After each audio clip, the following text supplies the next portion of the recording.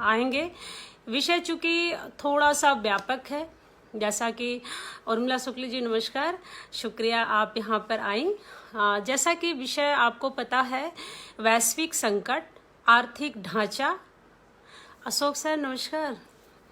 आर्थिक ढांचा और साहित्यिक समाज पर असर। तो विषय को हम 3 रूप में वर्गीकृत करके देख सकते हैं कि वैश्विक जो ढांचा है या आर्थिक जो ढांचा है वो किस तरह से काम कर रहा है, और ये वैश्विक संकट जो उत्पन्न हुआ है हमारे सामने वो कैसे धीरे धीरे हमारे लोगों को जकड़ता जा रहा है।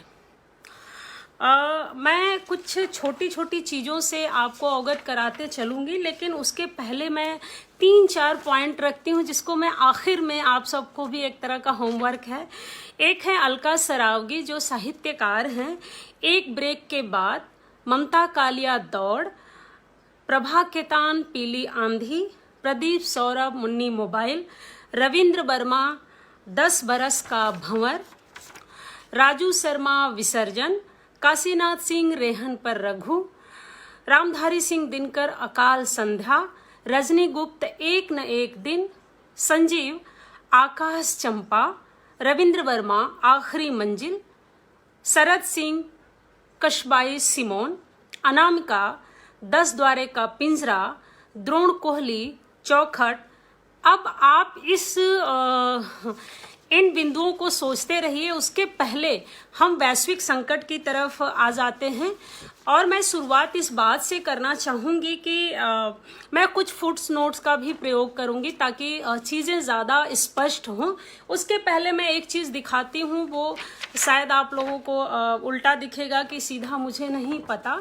मैंने वैश्विक संकट को कुछ इस तरह से रेखांकित किया। जब यह टॉपिक मेरे सामने आया तो मुझे लगा कि मैं इस विश्व संकट के इस महामारी को कैसे अभिव्यक्त कर सकती हूँ अपने कला के द्वारा और अपने जानकारी के आधार पर, क्योंकि यह कोई छोटी घटना नहीं है, यह एक बहुत बड़ी घटना है। और अगर हम इसके इतिहास में जाएंगे तो वो आंकड़े और बहुत सारी चीज़ें हमें नेट पे मिल जाएगा, लेकिन हम जो बात करेंगे वो बिल्कुल ज़मीन की बात करेंगे, यथार्थ की बात करेंगे और अनुभव जनित बात करेंगे।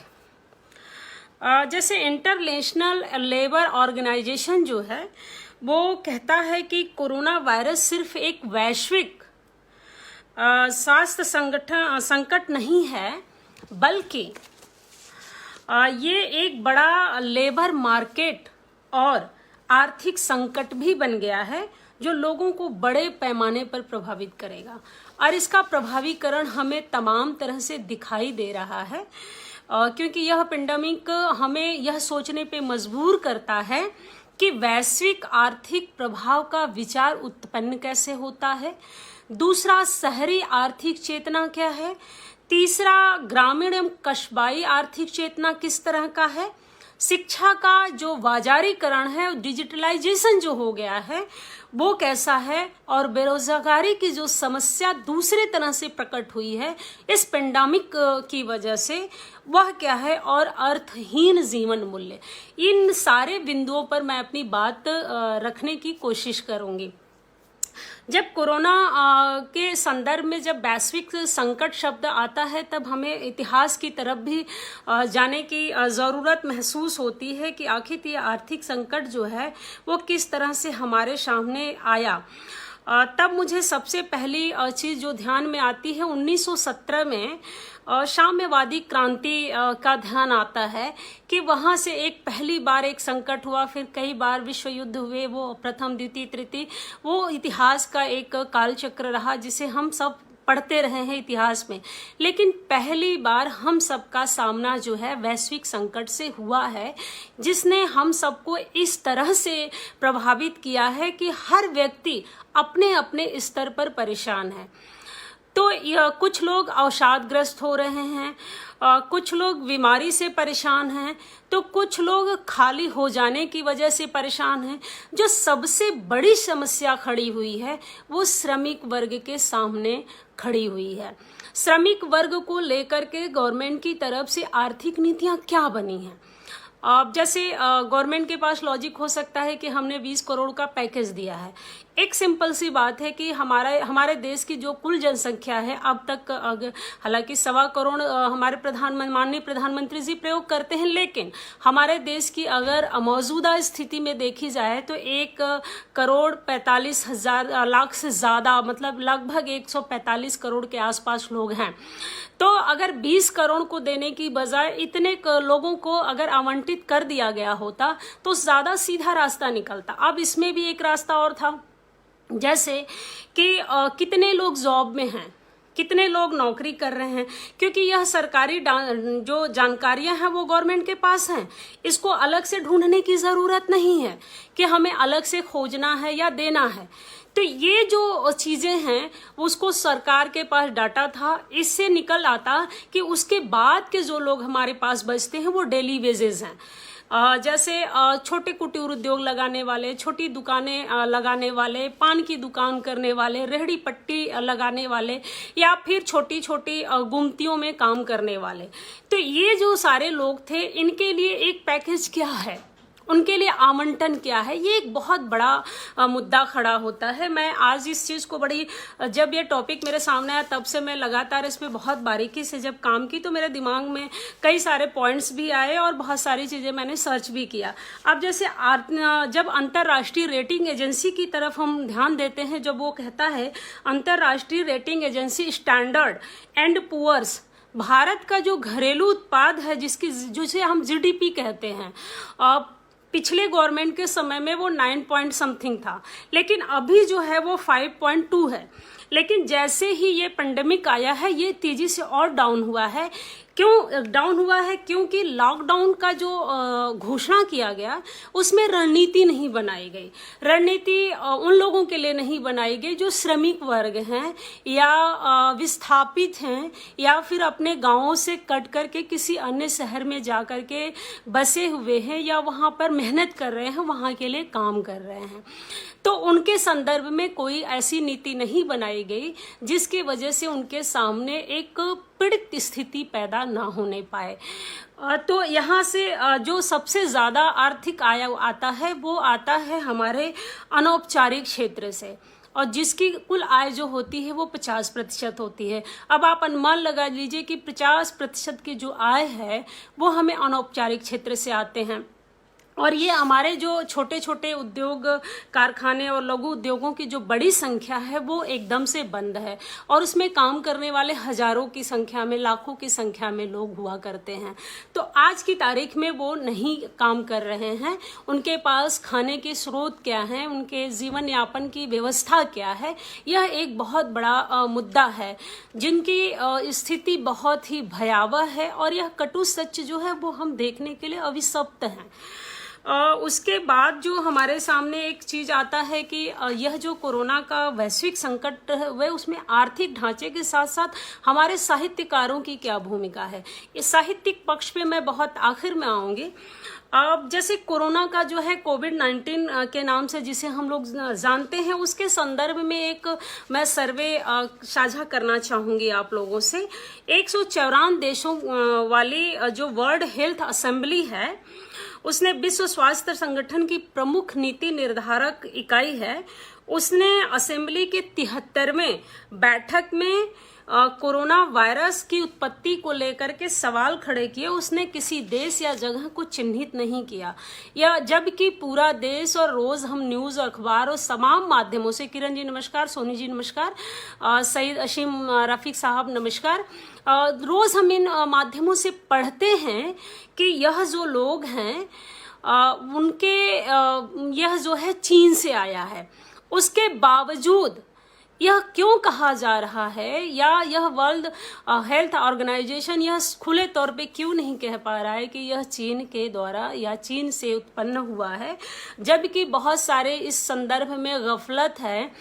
गफलत इस तरह से लोगों में है कि यह वायरस तैयार किया गया है, यह प्राकृतिक नहीं है। और दूसरा एक भ्रम जो है गांव लोग स्तर पर फैला हुआ है, जैसे चेचक के समय लोग कहते थे कि यह माता जी हैं, ठीक वैसे ही कोरोना माई टाइप का जो एक संदर्भ लोगों से जुड़ गया है कि यह पूजा पाठ हवन करने से शांत हो सकता है।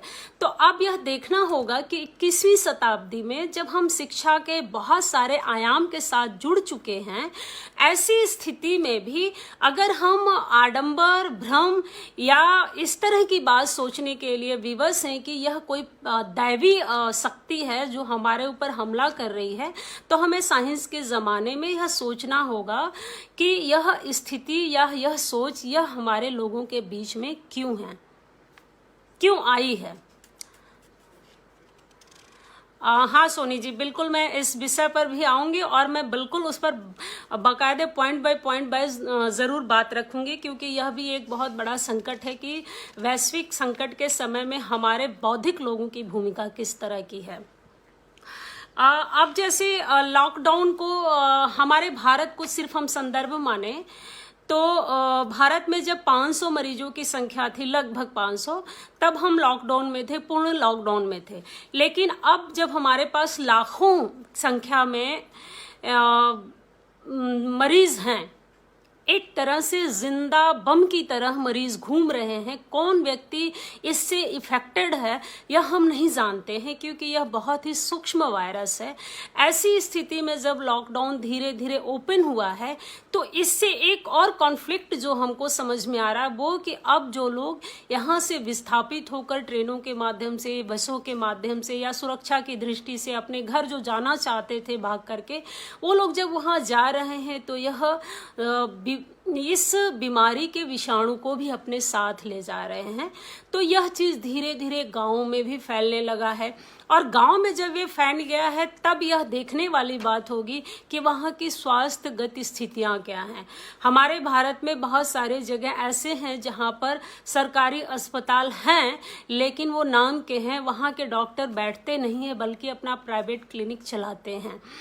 तो उन लोगों की देखभाल कैसे होगी, उनकी सेफ्टी को लेकर के क्या होगा, और उनके मान लीजिए किसी को वायरस है तो उनके द्वारा किसी और को यह वायरस न लगने पाए, क्या इसकी रणनीति बनी है? शायद नहीं बनी है, क्योंकि कुछ जमीनी बातें जब अपने से, अपने लोगों से, गांव से, घर से जब सूचनाएं मैं प्राप्त करती हूँ तो पता चलता है कि जो लोग दिल्ली से, मुंबई से, बेंगलोर से, सूरत से या किसी भी शहर से, महाराष्ट्र से अपने अपने गांव पहुंच जा रहे हैं, तो उन्हें खुद जाकर के ये कहना पड़ता है कि हम इस शहर से आए हैं और हमारी जांच की जाए।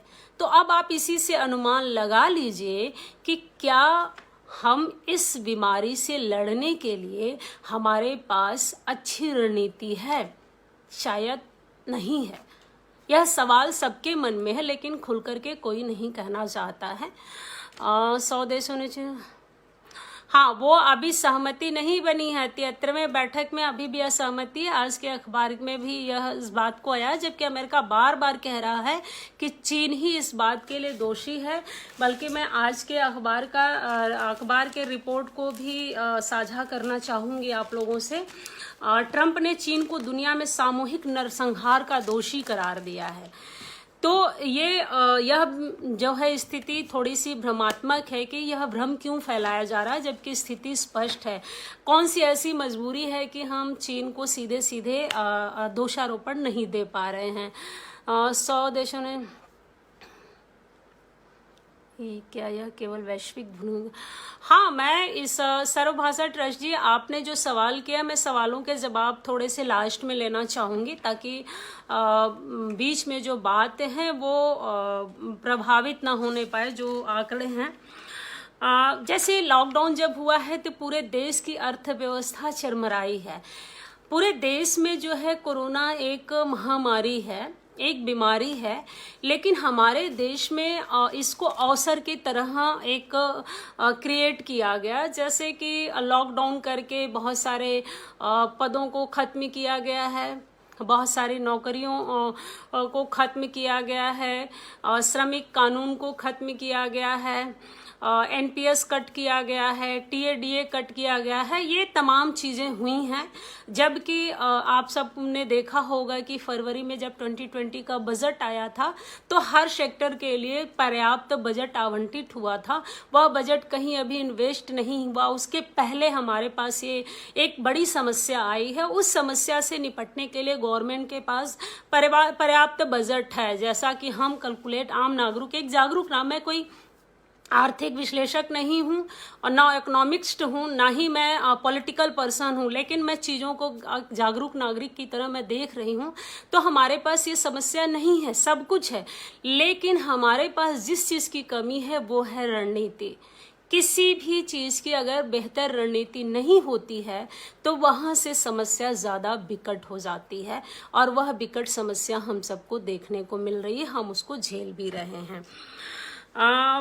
जैसे सबसे अधिक जो देश प्रभावित हुआ है वो अमेरिका है, ब्रिटेन है, रूस है, और ब्राज़ील, स्पेन और फ्रांस भी है। आज ही के अखबार में एक मैं सूचना पढ़ रही थी, उसमें दिया था कि जैसे हमारे भारत में यह किसी ने सजेशन नहीं दिया, ऐसी खबरें भी नहीं किया।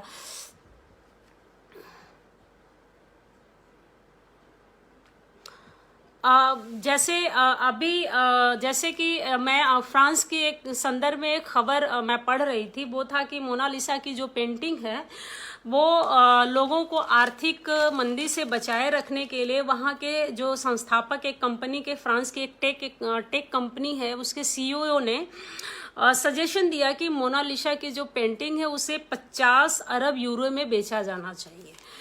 भारत में बहुत सारी चीज़ें ऑलरेडी पहले ही बेची जा चुकी हैं, तो मुझे नहीं लगता कि अलग से बेचने की इसकी ज़रूरत है हमारे पास। हमारे यहाँ रणनीति की थोड़ी सी हमको जो समझ में आई कि कमी है।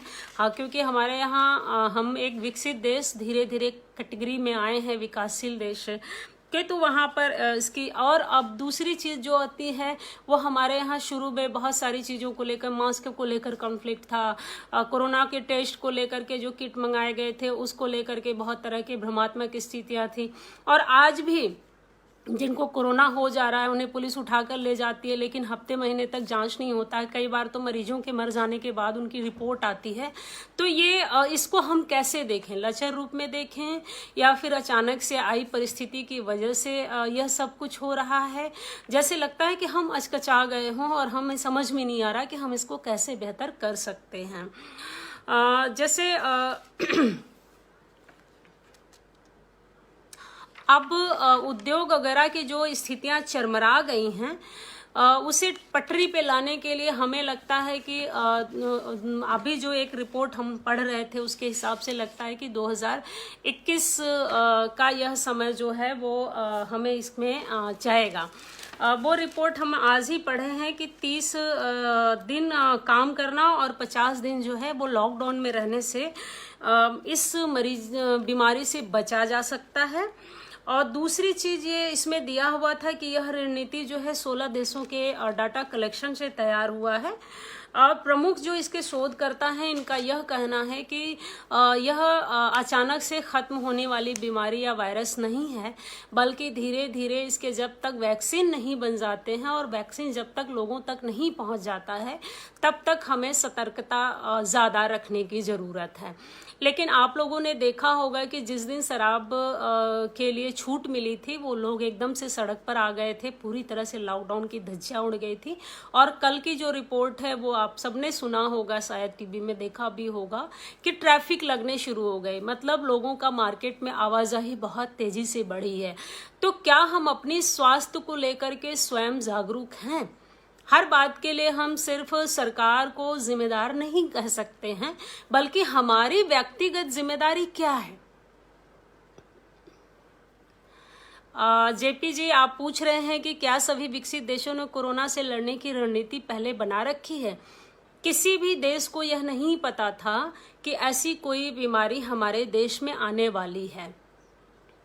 और लेकिन जिन भी देशों में आई हैं वहाँ की गवर्नमेंट ने ऐसी पॉलिसीज बनाई हैं, या हो सकता है हमारे तक वह खबरें नहीं आ रही, लेकिन जिन जिन देशों में हमारे अपने परिचित लोग हैं वहाँ से तो यह खबर पता चल ही रही है कि वहाँ किस तरह से सेक्टर वाइज रणनीति बनाई गई, जिससे इस बीमारी से भी बचा जा सके और लोगों को भुखमरी और विस्थापन से भी रोका जा सके। तो थोड़ा सा यह सतर्कता जरूरी है। जैसे कि जब रात में घोषणा हुआ था तो सुबह बहुत सारे लोगों को निकलना था, मुझे खुद को निकलना था, मैं अपना बता रही हूँ कि मुझे भोर में 4 बजे निकलना था, लेकिन रात में 12 बजे ही लॉकडाउन लग गया। और मेरे फादर हार्ट के पेशेंट हैं, मुझे उनको दवा दिलाने जाना था, हम नहीं जा पाए। तो यह इसके संदर्भ में क्या हमारे पास क्या विकल्प था? शायद कोई विकल्प नहीं था। तो रणनीति ऐसे नहीं बन सकती है कि मतलब ऐसी बीमारी आने वाली है।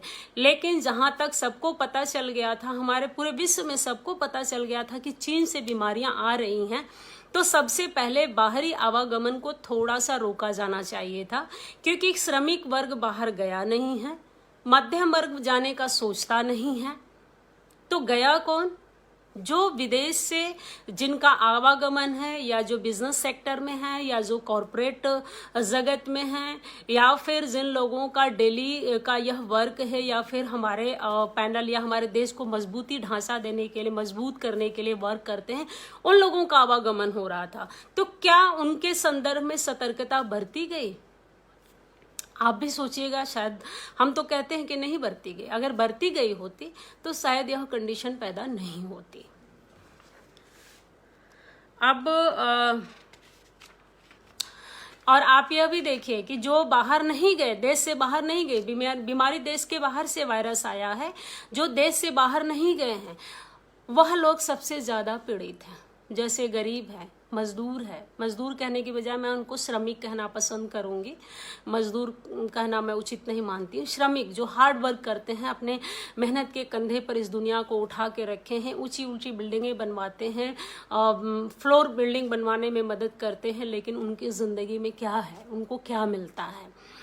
तो एक सबसे ज़्यादा श्रमिक वर्ग परेशान हुआ, जो वो रोज़ कुआं खोदता है, रोज़ पानी निकालता है, फिर पानी पीता है। तो वह उस वर्ग के संदर्भ में क्या निर्णय लिया गया, क्या हमारा उचित कार्य रहा? मुझे लगता है कि यह बहुत थोड़ा सा परेशान करने वाली बात रही। देखिए, यहाँ देश को रणनीतिक तौर पर दोष मानने की बात नहीं है। बात यह है कि जो स्थितियां पैदा हुई हैं उसके संदर्भ में हमने अपनी तरफ से सतर्कता क्या रखी। बीमारी बाहर से आ रही थी, तो जो चीज अब रोकी गई, बाद में रोकी गई, उसको पहले रोक करके रोका जाना चाहिए था, वो नहीं किया गया है। हम आपके सवाल पे पुनः फिर आएंगे। अब जैसे एक चीज और मैं आप लोगों से साझा करती हूँ। बड़े पूंजीपतियों के नुकसानी का जो रिध रिपोर्ट का इंतजार करना होगा, जैसे कि उनका क्या रिपोर्ट आता है कि श्रमिक वर्ग को लेकर के उनकी क्या स्थितियां बनी है, या किस तरह से वो सोच रहे हैं। जैसे एशिया विकास बैंक ने, जो जिसे ADB भी कहते हैं, हाल ही में अनुमान लगाया कि कोरोना वायरस महामारी के चलते वैश्विक अर्थव्यवस्था को 5,800 अरब से 8,800 तक नुकसान हो सकता है। अब आप इसी से अनुमान लगाइए, इसमें दक्षिण एशिया के GDP पर 142 अरब से लेकर 218 अरब डॉलर का असर होगा। ऐसी स्थिति में हमारा भारत जो धीरे धीरे खड़ा हो रहा है, धीरे धीरे आर्थिक तौर पे मजबूत होने की कोशिश कर रहा है, वो कैसे खड़ा होगा? अब तो और स्थिति विकट आ गई, क्योंकि हमारे यहाँ ऑलरेडी बहुत गरीबी थी, भूखमरी थी, अशिक्षा थी, अव्यवस्था थी, कृषि उत्पादन पे बहुत सारी रणनीतियाँ हैं, लेकिन लोगों तक पहुँच नहीं है। उसके बाद अगर इस महामारी से जो संकट पैदा हुआ है, क्या उस संकट से उबरने के लिए हमारे पास पर्याप्त संसाधन हैं? अगर हैं तो उन संसाधन को हम कैसे लोगों तक भेजने में सक्षम हैं? आप जैसे आप कह रहे हैं रणनीति को कैसे दोषी मान सकते हैं, मैं मानती हूँ दोषी है। अब जैसे किसानों को लेकर के क्या है लॉकडाउन में, मैं एक किसान की बेटी हूँ, मैं कहती हूँ कुछ नहीं है, सिर्फ घोषणा कर देने से चीजें लोगों तक नहीं पहुंचती हैं। कनिका कपूर का केस क्यों हुआ लखनऊ में? क्यों हुआ? क्योंकि वो एयरपोर्ट अथॉरिटी से बात करके निकल जाती हैं और वहां पे अचानक से वायरस आता है। हम इन छोटी छोटी बिंदुओं पे क्यों नहीं ध्यान दिए? कोई भी श्रमिक जो है देश से बाहर नहीं गया है, ना वो जाता है, ना उसके पास जाने के लिए कोई वजह है। फिर ऐसी स्थिति में हम किसको दोष दें? तो अब ये दोष देना या किसी को कुछ कहने की बजाय हमें लगता है कि हमें सतर्कता और सावधानी के साथ एक ऐसी रणनीति बनानी चाहिए जिसकी वजह से जो जहां है वह वहीं रहे। अभी जो विस्थापन से स्थिति विकट हुई है, अब आप गांव का डाटा उठाकर देख लीजिए, हर गांव में 2-4 मरीज पहुंच गए हैं। अब आप इससे अनुमान लगाइए कि यह महामारी अगर गांव गांव पहुंच गया तो क्या हम इसको कंट्रोल कर पाएंगे? शायद नहीं कर पाएंगे। हमारे पास ऐसी स्थिति उत्पन्न हो जाएगी कि हम नहीं कर पाएंगे। अब जैसे वैश्विक संदर्भ को लेकर के कुछ विद्वानों के मैं बातें आपसे साझा करना चाहूंगी। अब जैसे विश्वंभर नाथ उपाध्याय जी कहते हैं, जेपी द्विवेदी जी ध्यान दीजिएगा, इतिहास की गवाही के आधार पर, गौर से सुने आप सब, इतिहास की गवाही के आधार पर यह माना जा सकता है कि हमारे संकट और दुख का मुख्य कारण बाहरी नहीं भीतरी है। आप बाहरी और भीतरी दोनों शब्द पर गौर करें। भीतरी कारणों में आदमी की मुसीबत का मुख्य सवाल राजनीतिक और सामाजिक व्यवस्था है। यह व्यवस्था सीढ़ीदार नहीं रही है और है, यानी अपने समाज की संरचना वैश्य मूलक, मुद्रा परक, संग्रहशील, उच्च वर्गोन्मुख और अलगाव के प्रति ग्राहक है। यह सामाजिक राजनीतिक जनतंत्र का कार्य है। इस संरचना तथा ढांचे को तोड़ने वाला साहित्य ही समय को रेखांकित करेगा। तो ये आप जेपी सर आप देखिए कि समस्या सिर्फ बाहरी नहीं है, भीतरी है। हमारे भीतर ही समस्या है। जब भी आपने देखा होगा कि जब भी हमने देखा है, जब भी किसी भी तरह की समस्या आती है, हमने कभी भी उस वर्ग को ध्यान में नहीं रखा है जो सबसे ज्यादा अपने श्रम से इस देश के एक एक ईंट को उठाता है और इसकी नींव को मजबूत करता है। हम जो फ्लोर मंजिलें देखते हैं, उन फ्लोरों को तैयार करने वाले लोग कौन हैं? तो वो हमारे केंद्र में क्यों नहीं होते? हम उनकी चिंता में शामिल क्यों नहीं होते हैं? उनकी परेशानियां हमारी परेशानी क्यों नहीं होती है? उनको लेकर के हम बेहतर रणनीति क्यों नहीं बना पाते हैं? हमारी रणनीति हमेशा इस संदर्भ को लेकर के होता है कि जो हमारे आसपास हैं या हमारे इर्द गिर्द जो व्यक्ति रहता है, हम उसको ज्यादा केंद्र में रखते हैं। तो यह सोचने वाली बात है कि हम केंद्र को, किस बात को केंद्र में रखें? श्रम को रखें, श्रम कानून को रखें, या फिर व्यक्ति को रखें, या फिर लाभ और हानि को हम सिर्फ देखें? यह सोचने वाली बात है। पी रासन, कोई बात नहीं, आप आराम से सुने, कोई दिक्कत नहीं है।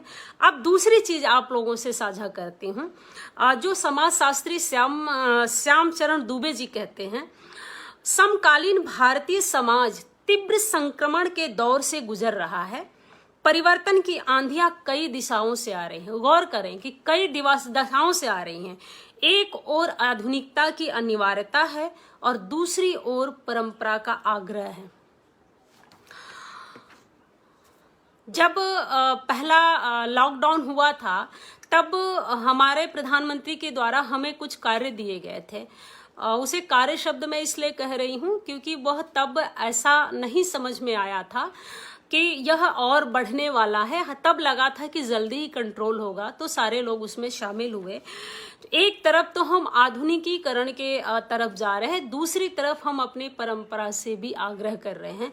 तो ये दोनों चीजें हमारे सामाजिक मूल, जो समाज है उसके मौलिक ढांचे के सबसे गहरी तह में बैठी हुई चीजें हैं।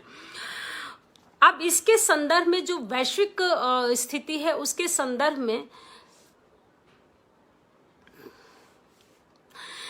संदर्भ में हम एक चीज और आपसे जोड़ते हैं। उसमें ज्योतिष जोशी जी का बात मुझे ज्यादा मारक लगा कि आज मनुष्य वैश्विक मनुष्य है। वैश्विकता उसने चाही नहीं है, उस पर लाद दी गई है।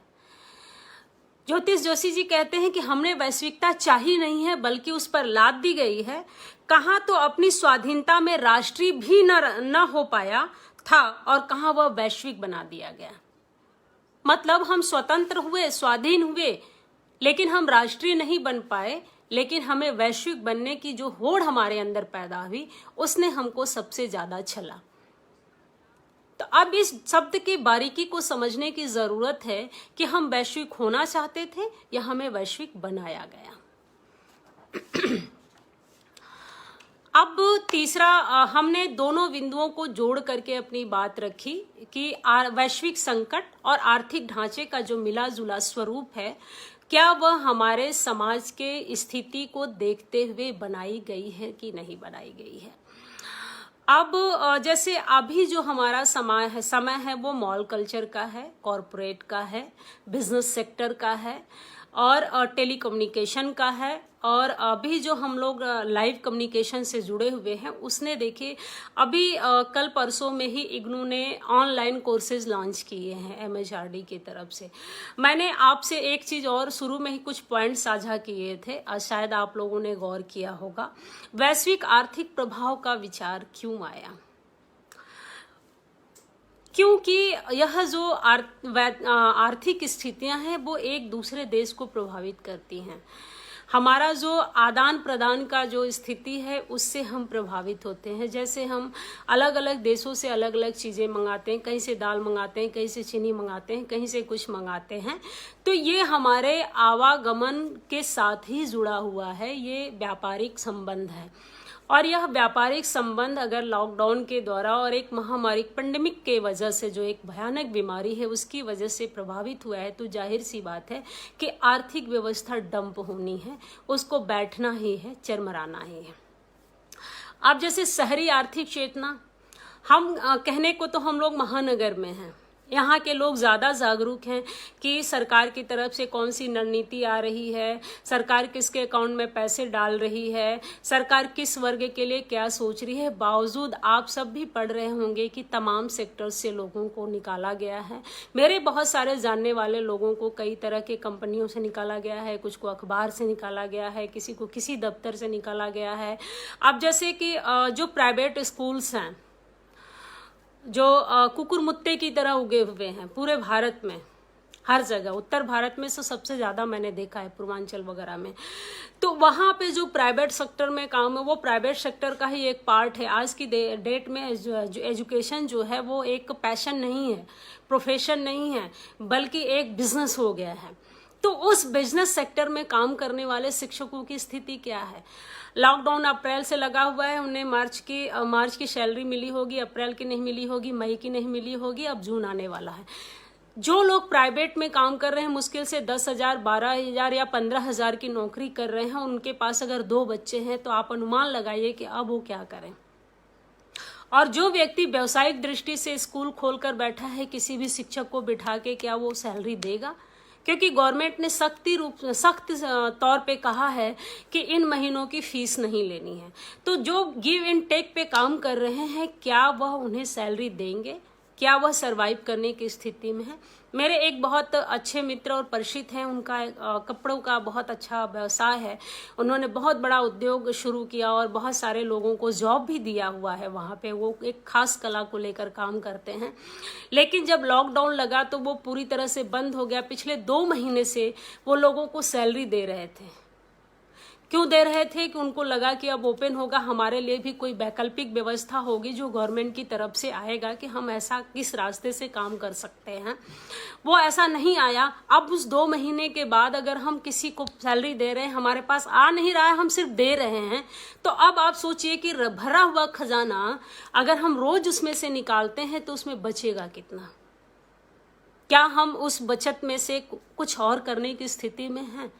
जो हमारी बचत खाते या जो हमारे आरटी में पैसे बंद रखे पड़े थे, वह हमारे किसी काम आ पा रहे हैं या हम उसका भविष्य में सदुपयोग कर पाएंगे? नहीं। बिठा करके हम सबको सैलरी कैसे दे पाएंगे? कोई बड़ा बिजनेस सेक्टर हो, जैसे ओला उबेर ने भी अपने यहाँ से लोगों को निकालना शुरू कर दिया है। शायद आप लोग भी खबरें ये पढ़ रहे होंगे, मुझे ये सब आंकड़े दोहराने की ज़रूरत नहीं है, मैं अनुभवजनित चीज़ें आपसे शेयर कर रही हूँ। अब एक तीसरा पॉइंट हमने साझा किया था, ग्रामीण और कस्बाई आर्थिक चेतना। अब शहरी लोगों में ये तो है कि हमारी इस तरह का शौक है तो हम इस पे कर सकते हैं, लेकिन गांव में क्या है? अब जैसे खेतों का काम खत्म हो जाता है, अभी गेहूं की कटाई हो गई है, मड़ाई हो गई है, रख दिया गया है, अब वहां पे सब्जियां उगाई गई हैं। आज की तारीख में सब्जियों की स्थिति आप देखिए, जाकर के आढ़त में जाकर के देखिए कि सब्जियां लोग लेने से डरने लगे हैं। एक छोटा सा अनुभव, जहां से हम सब्जी लेते हैं उसकी दुकान सील कर दी गई है, क्योंकि जहां से वो सब्जी लाता था उस ड्राइवर को कोरोना हो गया है। अब आप सोचिए कि एक तरह से जिंदा बम की तरह हर आदमी हो गया है, वो एक बीमारी नहीं है बल्कि बम की तरह हमारे जीवन में कन्वर्ट हो रहा है। अब ऐसी स्थिति में आर्थिक मंदी की जो स्थिति पैदा हुई है, उससे ग्रामीण लोगों के अंदर क्या चेतना है? गांव में जो मुख्य व्यवसाय होता है वो फसलें ही होती हैं। वहां पे बिजनेस जो होते हैं, परचून के दुकान होते हैं, पान के दुकान होते हैं, नाई के दुकान होते हैं, और जूते चप्पल के दुकान होते हैं, छोटे मोटे कपड़े के दुकान होते हैं, रेवड़ी बादाम के दुकान होते हैं, चाट फुल्की के दुकान होते हैं। ये उनका जीविका का साधन है। दौरी बुनने वाले होते हैं, हंसिया चलाने वाले होते हैं, खांची बिन करके लोगों को देने वाले होते हैं। तो इन सारे लोगों का भी तो व्यवसाय बंद हुआ है।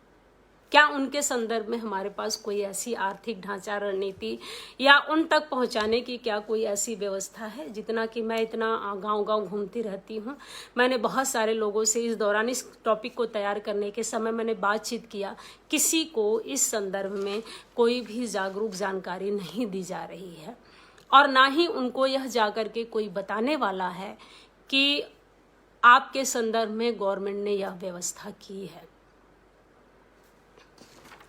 उसके बाद शिक्षा का बाजारीकरण।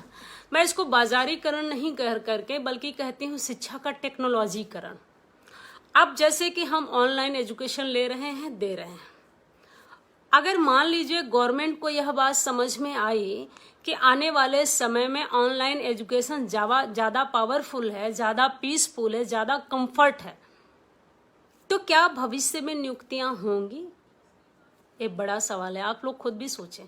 क्या भविष्य में नौकरियां जनरेट की जाएंगी? मैं एक दिन खबर पढ़ रही थी कि सेना के लगभग 1300 पद खत्म कर दिए गए।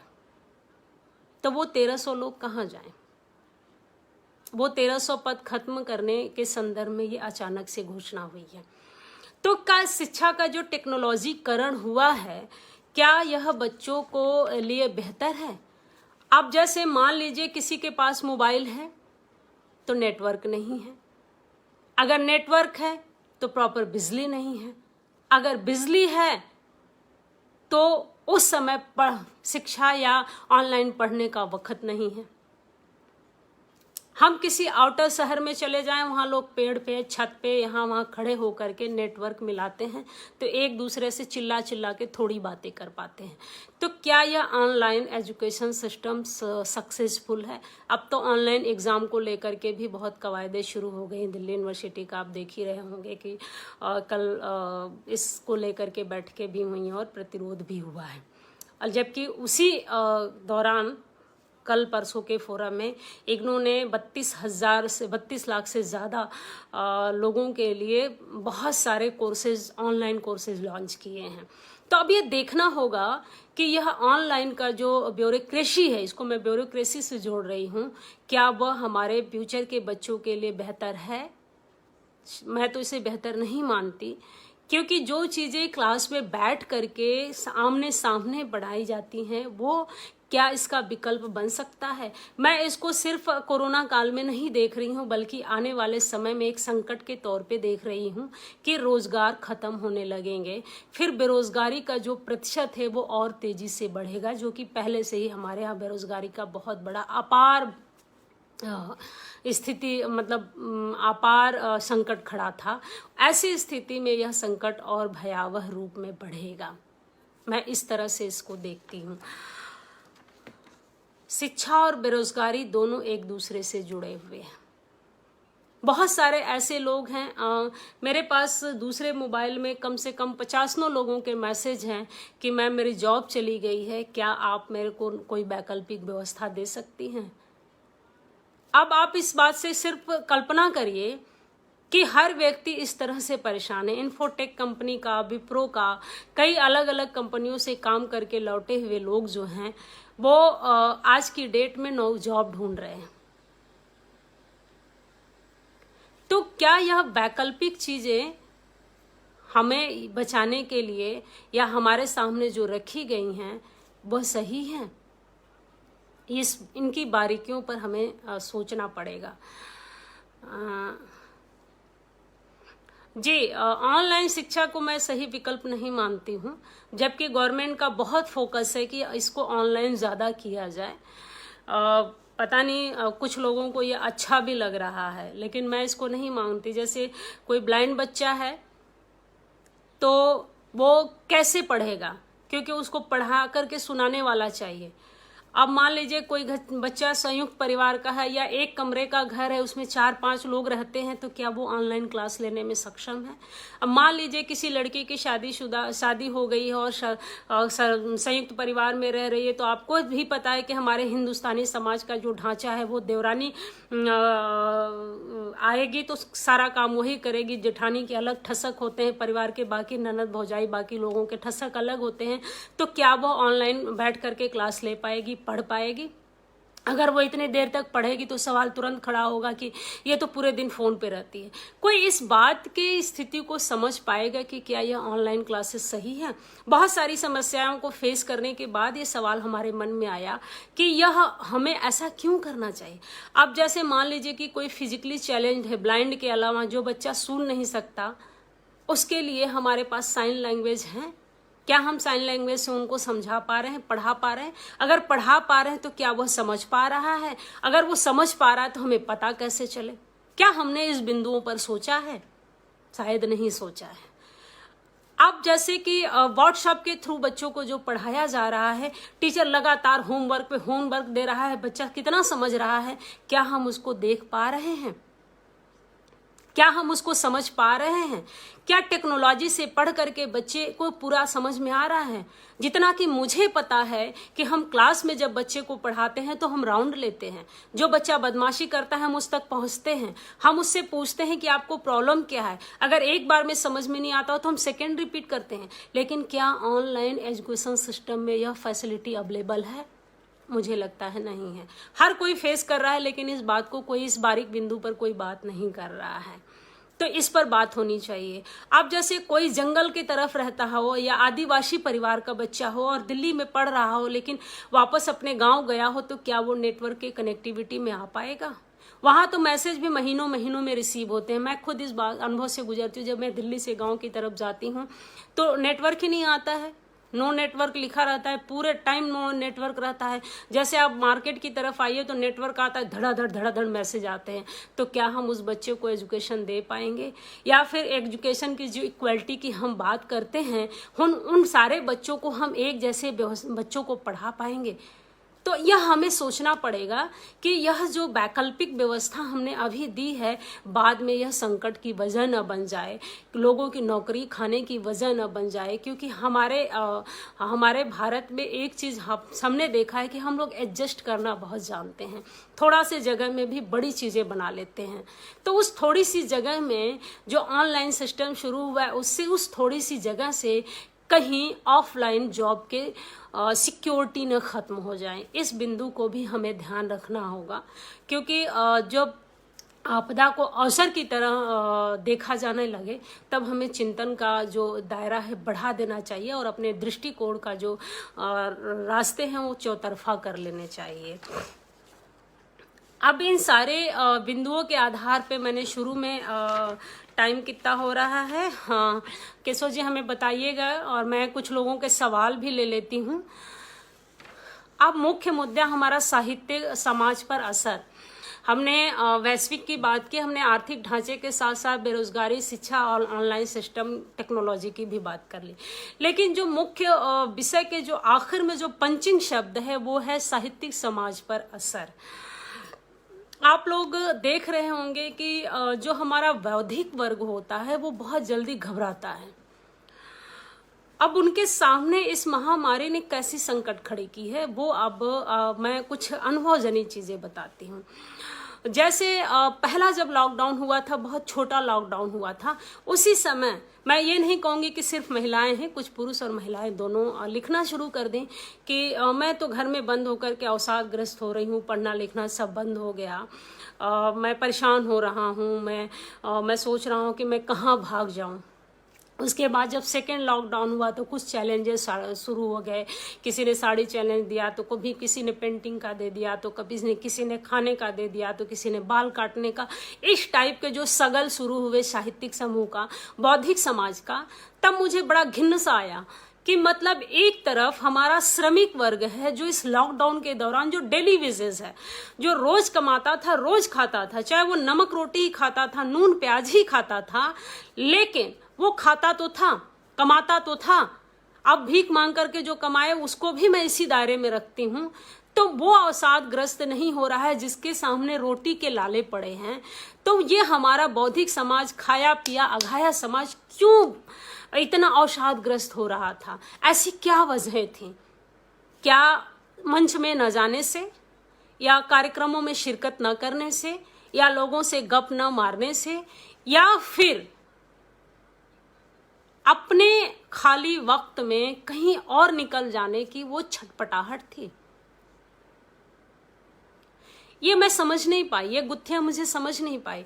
कुछ लेखकों का मैं यहाँ नाम तो नहीं किसी का लूंगी, लेकिन मैंने देखा कि वो जमी अपनी भाषा के स्तर पर इतना निकृष्टतम गिर गए। उनमें महिलाओं की संख्या भी है, पुरुषों की भी है। पुरुषों की संख्या कम है, लेकिन मैंने महिलाओं को ज्यादा देखा। कुछ तो मेरे पास स्क्रीन शॉट्स भी हैं कि वो इतना कुंठाग्रस्त हो गई कि अपने भाषा में विष बमन करने लगी। क्या ये लॉकडाउन आपको इतना पेशेंसहीन कर दिया कि आपकी सारी बौद्धिक कलम जो है वो कुंद हो गई या टूट गई? यह बहुत बड़ा बारीक और चिंतन का विषय है।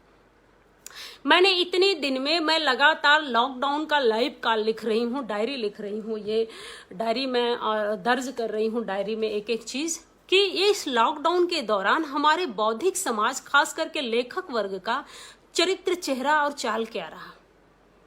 वो पूरे टाइम जिस तरह का रुदन कर रहे हैं, जिस तरह का पॉलिटिक्स कर रहे हैं, जिस तरह का व्यवहार कर रहे हैं, क्या वह शोभनीय है? एक भी बड़े से बड़े लेखक को मैंने यह व्यक्त करते हुए नहीं देखा कि हमारे जो श्रमिक सड़क पर हैं, हम उनके लिए यह करने वाले हैं, या हम ऐसा सोच रहे हैं। जब हम अपने नियंत्रण से बाहर हैं, क्या हमारी सीमा यहीं खत्म हो जाती? हमारे नियंत्रण की जो सीमा है इतनी छोटी है। हम बौद्धिक किस बात के हैं? क्या सिर्फ किताबों में, पात्रों के चरित्र चित्रण में, कल्पनाओं में? यथार्थ में हम स्थूल हैं, सूक्ष्म हैं, क्या हैं? इन दोनों एक चीज और चर्चा में है। मैं सारे सोशल, चूंकि ये लाइव काल का सारी बातें हो रही हैं और सारी बातें सामयिक हैं, उससे संबंधित है।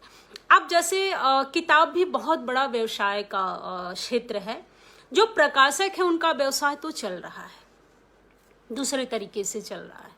जो सोशल मीडिया के लाइव काल हैं, उस लाइव काल में मैंने बहुत सारे बौद्धिक लोगों को देखा कि वो इस तरह से कुंठित और मतलब क्षुधाग्रस्त हो गए हैं कि उन्होंने अपना एक तो संयम खो दिया है, दूसरा अपना भाषिक नियंत्रण खो दिया है। भाषिक हिंसा इस कदर आ गई है कि वो कोरोना से भी खतरनाक है।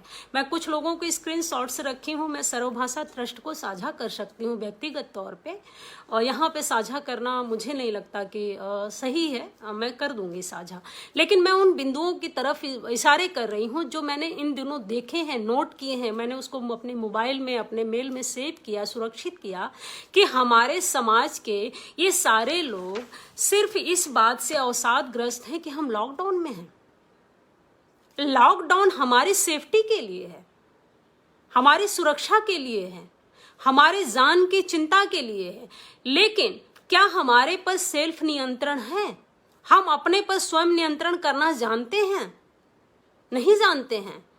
किसी को पार्टी करना है, किसी को पब में जाना है, तो किसी को मॉल में जाना है। हम मॉल कल्चर से इस कदर प्रभावित हो चुके हैं कि हमसे एक दिन घर में रहा ही नहीं जाता है।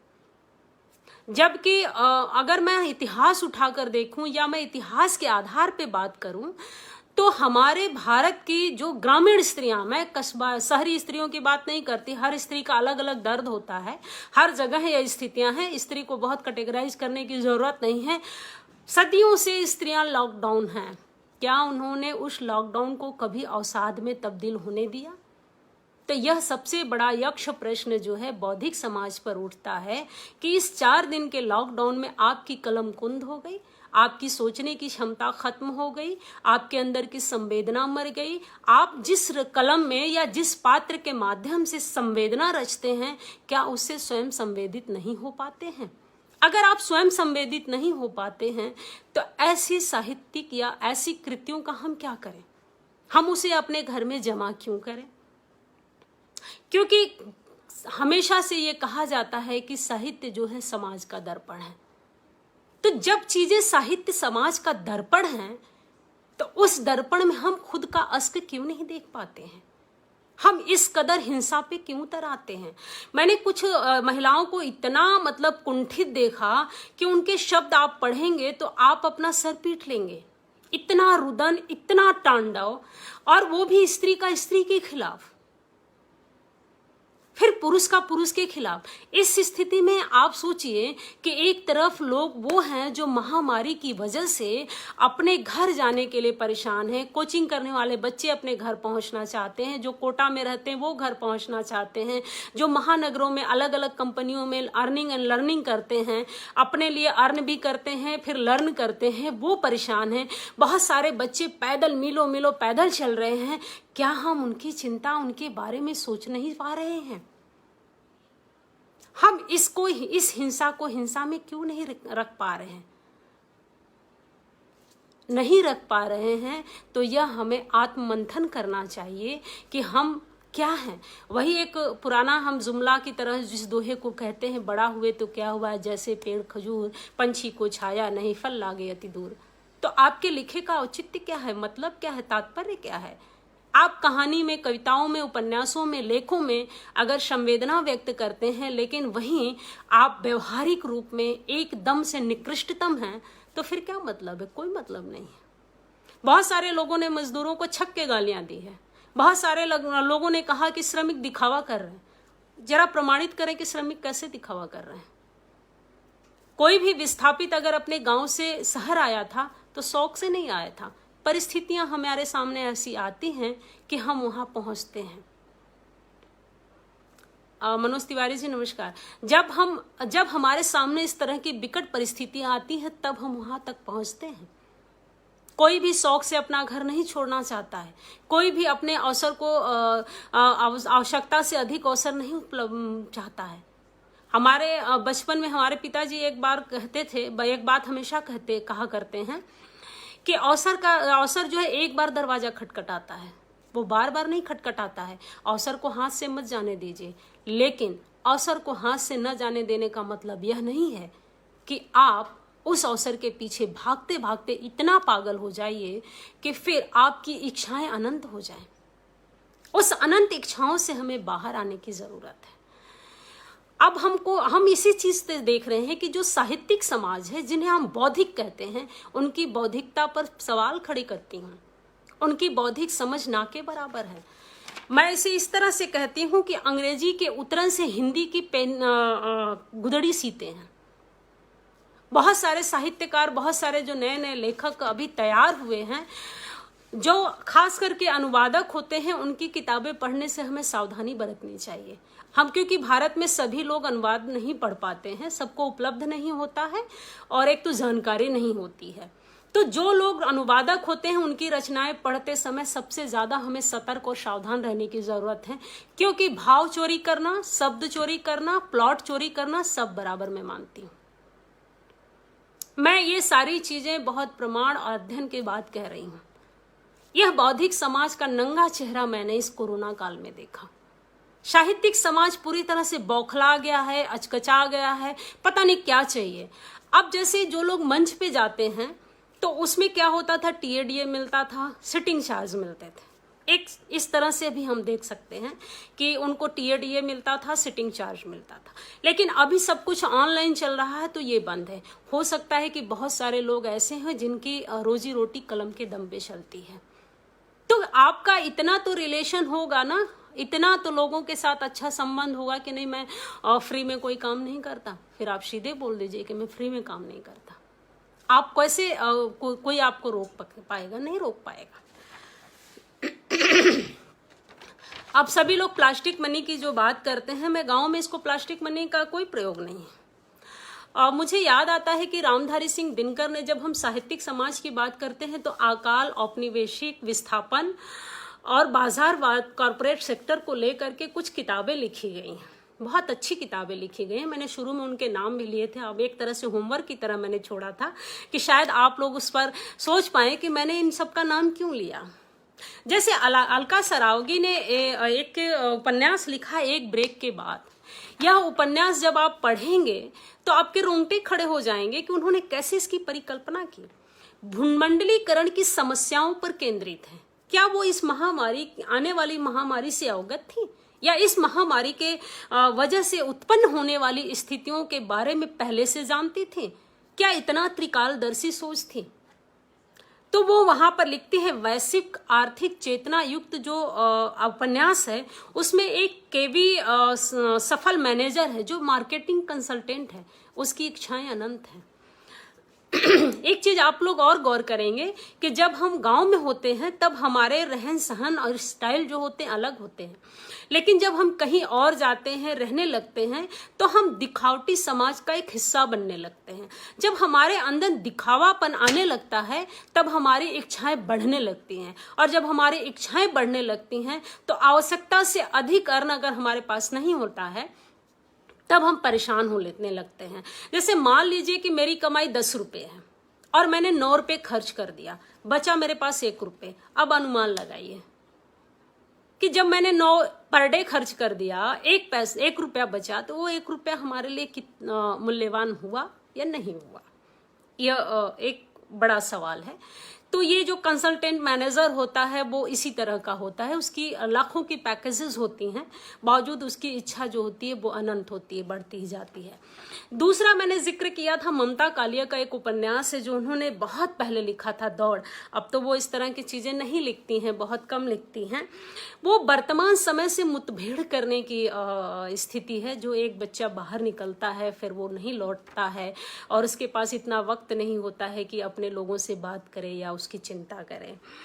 अब प्रभा खेतान का भी एक है पीली आंधी, वो भी इसी तरह का है। प्रदीप सौरभ जी का जो उन्होंने लिखा है मुन्नी मोबाइल, हालांकि किताब का नाम पढ़ करके थोड़ा अटपटा लगता है, लेकिन जब आप उसकी तह में जाएंगे तो वो बहुत बारीक सवाल खड़े करते हैं कि जो उसमें जोगिंदर सिंह है वो एक सवाल वहाँ पे एक बिंदु छोड़ता है कि अमेरिका और बाकी जो देश हैं जो बहुत हाई क्लासेस देश माने जाते हैं, जो आर्थिक रूप से संपन्न है, वहाँ पे जो लोग हैं वो खाने को एक्सपायरी डेट माउंट करके फेंक देते हैं। तो क्या ये वेस्टेज नहीं है? ये वेस्टेज नहीं है। यह कल्चर धीरे धीरे हमारे देश में भी आया और जिसका हम अंधानुकरण करने लगे हैं। हमने ज्योतिष जोशी जी के संदर्भ में यह बात कही कि वैश्विक हम होना नहीं चाहते थे बल्कि हमें बना दिया गया। और रविंद्र वर्मा जी 10 बरस का भंवर में इसी के दूसरे बिंदु को उठाते हैं, लेकिन उससे भी ज्यादा महत्वपूर्ण जो विषय उठाती हैं वो रजनी गुप्त उठाती हैं एक न एक दिन। वो कारपोरेट एमबीए और एमसीए करने वाले जो डिग्रीधारी लोग होते हैं वो किस तरह से अवसादग्रस्त होते हैं। डिग्री ले लेते हैं, डिग्री के हिसाब से डिग्निटी नहीं मिलती है, तब वो कैसे अवसादग्रस्त होते हैं और अपने आप को छुपाने के लिए कई बार सुसाइड कर लेते हैं।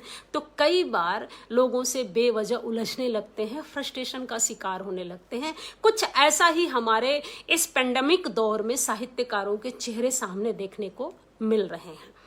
वो सोशल मीडिया पे ज़्यादा मिल रहा है। जबकि मैं उन साहित्यकारों से बात करती हूँ फ़ोन पर जो सोशल मीडिया पर नहीं है और उनका स्वास्थ्य सिर्फ जानने के लिए कि इस पेंडेमिक दौर में वो क्या कर रहे हैं, वो ज़्यादा सही हैं, स्वस्थ हैं और खुश हैं।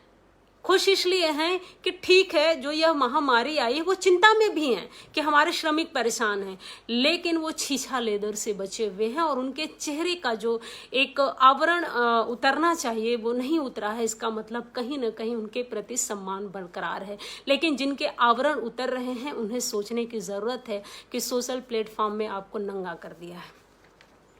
एक राजू वर्मा जी हैं, उन्होंने विसर्जन उपन्यास लिखा है। हालांकि विसर्जन के नाम से वंदना वाजपेयी जी ने कहानी संग्रह लिखा है। वो उनका कहानी संग्रह एक अलग एंगल से है, जिसको पढ़ने के बाद आप झंझना जाएंगे, आपका पूरा दिमाग झंझना जाएगा और पूरी इंद्रियां काम करने लगेंगी। लेकिन इस उपन्यास को जब आप पढ़ेंगे तो एकदम से घबरा जाएंगे। राजू वर्मा जी ने कैसी कल्पना की होगी कि भूमंडलीकरण की आर्थिकता का विश्लेषण किया और उसका सही आकलन उन्होंने पेश किया कि जब भूमंडलीकरण का एक झोंका आएगा, सामुद्रिक लहर आएगी, उस लहर में हमारे जो इच्छाएं हैं, अनिच्छाएं हैं या फिर हमारी जो सोच है, उसके हिसाब से हमारा आर्थिक ढांचा एकदम से जरमरा जाएगा और समुद्र की जब लहर आएगी अपने साथ बालू की तरह उसको रेत में तब्दील करके ले जाएगी। यह बहुत महत्वपूर्ण बिंदु वो उठाते हैं, जबकि वो महामारी के दौर में नहीं लिख रहे होते हैं। काशीनाथ सिंह जी ने रेहन पे रघु लिखा है। जो रेहन पे रघु है, जो कासबाई जगत में भूमंडलीकरण के दस्तक के जीवंत दस्तावेज है। यह भूमंडलीकरण का या उपभोक्तावाद या बाजारवाद या पूंजीकरण सिर्फ एक जगह पे नहीं है, बल्कि यह धीरे धीरे हम सबके घरों में, हम सबके जिंदगियों में प्रवेश कर चुका है। कहीं ना कहीं हम सारे लोग इससे प्रभावित हैं। तो रेहन के रघु का जो पात्र है वह भी इसी चीज से प्रभावित है। रामधारी सिंह दिनकर जी, जो सोचिए कि वो आज नहीं है, उन्होंने कितने समय पहले एक उपन्यास लिखा था अकाल संध्या। उस उपन्यास में एक शीर्षक लिखा था, वो मैं आप लोग से साझा करती हूँ क्योंकि शायद मुझे नहीं लगता कि रामधारी सिंह दिनकर का वह उपन्यास आप सबने पढ़ा होगा। माई के दलान में कहाँ अमेरिका, शीर्षक उन्होंने दिया था, माई के दलान में कहाँ अमेरिका। एक माँ की छटपटाहट की बड़ी मार्मिक प्रस्तुति है। एक दिन माँ अपने बेटे को फोन करती है, अमेरिका वो चला गया है क्योंकि वो बहुत महत्वाकांक्षी रहता है, तो अमेरिका वो पढ़ाई करने के बाद चला जाता है। माँ इंतजार करते करते एक दिन फोन करती है। एक दिन माँ उसको फोन करती है और कहती है कि बेटा तुमको किसी माँ की याद नहीं आती है। तो बेटा तपाक से जवाब देता है कि माँ यहाँ सांस लेने की फुर्सत नहीं है, किसी को याद कैसे करें। उसके बाद माँ एकदम चुप हो जाती है और अपने सर पर हाथ रख करके सोचने लगती है कि यह कौन सा देश है जहाँ पर जाने के बाद आदमी अपने आप को नहीं याद करता है, फिर अपनों को कैसे याद करेगा। बड़ा मार्मिक सवाल वो वहाँ पे छोड़ते हैं। आप जब उसको पढ़ेंगे तो आपके रोंगटे खड़े हो जाएंगे कि रामधारी सिंह दिनकर ने अमेरिका की परिकल्पना उस समय कैसे की होगी, किस ढंग से की होगी, क्या उनके दिमाग में ये बातें क्यों आई होंगी। और एक माँ बेटे के संदर्भ में माई के दलान में अमेरिका को निरूपित करते हैं, तो ये कस्बाई जीवन में कैसे प्रवेश करता है और कैसे हमारे अंदर प्रवेश करने के बाद हमें नष्ट की तरफ ले जाता है। उसके बाद संजीव जी ने एक आकाश चंपा लिखा है। आकाश चंपा लिखा है, वो भी इसी पीड़ा को उल्लेखित करता है। लेकिन हम बात करेंगे रविंद्र वर्मा की आखिरी मंजिल। सारी चीजों के बीच में ये सबसे बड़ा सवाल जो आखिरी मंजिल उपन्यास में उठता है कि जो वैश्विक समाज है और जो आर्थिक ढांचा है वो हमारे साहित्यिक समाज को कैसे निगलने लगता है। जब हम पूंजी से संप्रेषित होने लगते हैं, बाजार से निरूपित होने लगते हैं, व्यवस्था की उंगली पर नाचने लगते हैं और इच्छाओं के उंगलियों पर थिरकने लगते हैं, तब हमारी जो सोच का दायरा है वो संकुचित होने लगता है और हम एक बौराए हुए हाथी की तरह चलने लगते हैं, बिना सोचे समझे विवेकहीन होने लगते हैं। ये बड़ा बारीक सवाल खड़े करते हैं कि आज के समय में 21वीं शताब्दी के आखिरी दशक में हम कहाँ हैं, किस मोड़ पे खड़े हैं और किस तरह से खड़े हैं। उसके बाद मैं एक टॉपिक मैंने छोड़ दिया था कि लॉकडाउन के दौरान में लिव इन रिलेशनशिप में रहने वाले जो लोग हैं उनके ऊपर इस आर्थिक और वैश्विक संकट का क्या असर हुआ होगा। तो मैं उसको कस्बाई सिमोन शरद सिंह के उपन्यास के परिप्रेक्ष्य में ही बस देखना पसंद करूंगी। इस संदर्भ में मैं ज्यादा बात नहीं करूंगी, यहाँ पे मैं किसी और संदर्भ में कर लूंगी कभी और।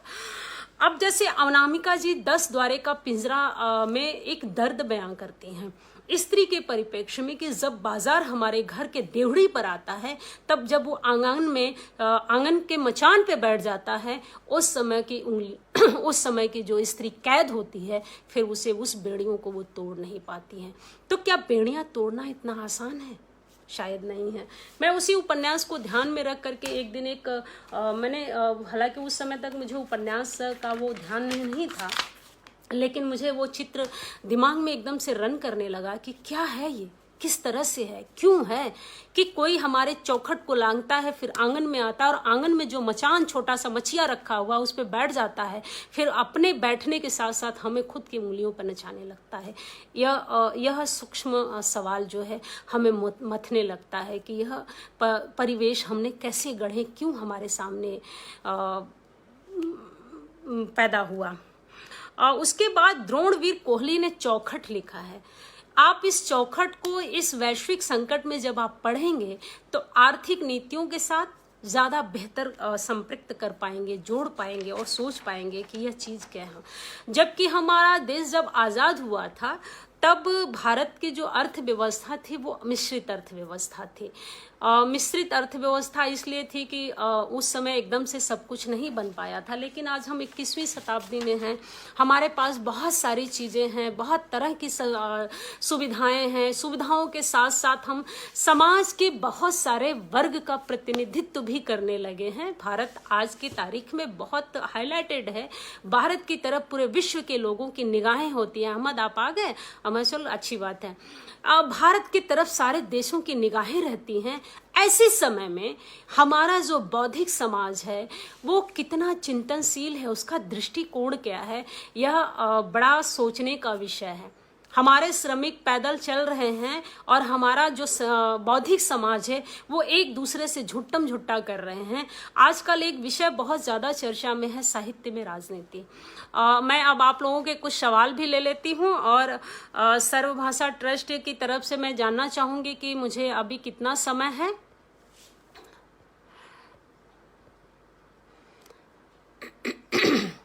आप लोगों के कोई सवाल हैं तो मैं उसका ज़रूर कोशिश करूंगी अपनी क्षमता और योग्यता के हिसाब से जवाब देने का।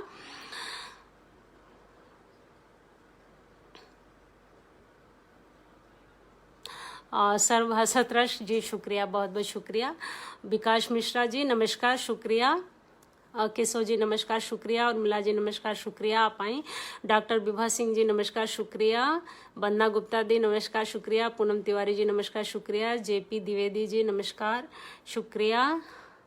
अशोक लव सर बहुत बहुत नमस्कार, शुक्रिया और बहुत बधाई। आप बहुत मिशनरी वर्क में लगे हुए हैं, ये एक मिशन खड़ा करना भी एक बड़ी बात है, बड़ी उपलब्धि है। अजय गुप्ता जी नमस्कार। प्रदीप पराशर जी नमस्कार। बहुत सुंदर ढंग से रेखांकित किया है जी, शुक्रिया। मैं दिखाती हूँ जल्दी, अभी थोड़ी कंप्लीट नहीं हुई है। सर्वभाषा बिल्कुल, ये पूरे विश्व की अर्थव्यवस्था पे गहरा, बिल्कुल पूरा विश्व का अर्थव्यवस्था ही चरमरा गया है, एकदम डंप हो गया है। सवाल खड़े कर देना बहुत आसान है, लेकिन उन सवालों से जूझना थोड़ा सा मुश्किल है। हम सब घरों में, अपने अपने घरों में, कई बार हम सारे लोग कहते हैं कि विदेश से तो लोगों को सरकार जहाज में भर कर ले आई, लेकिन अपने ही देश के श्रमिकों को घर पहुंचाने की व्यवस्था नहीं कर पाई। तो ये जो दुराग्रह पैदा हुए, इस पर भी थोड़ा सा हमें सोचना पड़ेगा, हमारे सरकार को भी सोचना पड़ेगा। सोनी जी नमस्कार, बहुत अच्छा लगा, मौजूद विषय है यह जी, बिल्कुल। विस्थापन की पीड़ा सबसे बड़ी पीड़ा है। हाँ, विस्थापन शौक का नहीं विषय है, बल्कि परिस्थितिगत है, तो ये पीड़ादायी होती है। और पीड़ा की कशक वही समझ सकता है जाके पैर फटे बेवाईता जाने क्या पीर पड़ाई। दूसरे लोग दूसरे की पीड़ा को नहीं समझ सकते हैं। तो इस पीड़ा को समझने के लिए हमें यह भी समझना होगा कि विस्थापन क्यों हुआ, किस तरह से हुआ, इसकी वजह कहाँ से पैदा होती हैं। हाँ, वंदना वाजपेयी जी, आप सही कह रही हैं। अधिकतर मजदूरों तक मैं भी जब यह टॉपिक मुझे हम सबने तय किया और हमारे समक्ष रखा गया पटल पे, तब मैंने इस संदर्भ में बहुत वर्कआउट किया और बहुत सारे गांव में ग्राम प्रधानों से और तहसीलदारों से और डीएम एसडीएम से एसपी एसएसपी लोगों से मैंने बातचीत किया। इस संदर्भ में मैंने डाटा के कलेक्शन करने की कोशिश की। मैंने बाकायदे बहुत शोध किया है, सारी चीज़ें यहाँ रखना संभव नहीं है। तब मैंने पाया कि बहुत सारे लोगों को तो पता ही नहीं है और इस संदर्भ में बहुत सारे बिचौलिए काम कर रहे हैं जो उन्हें बरगला भी रहे हैं।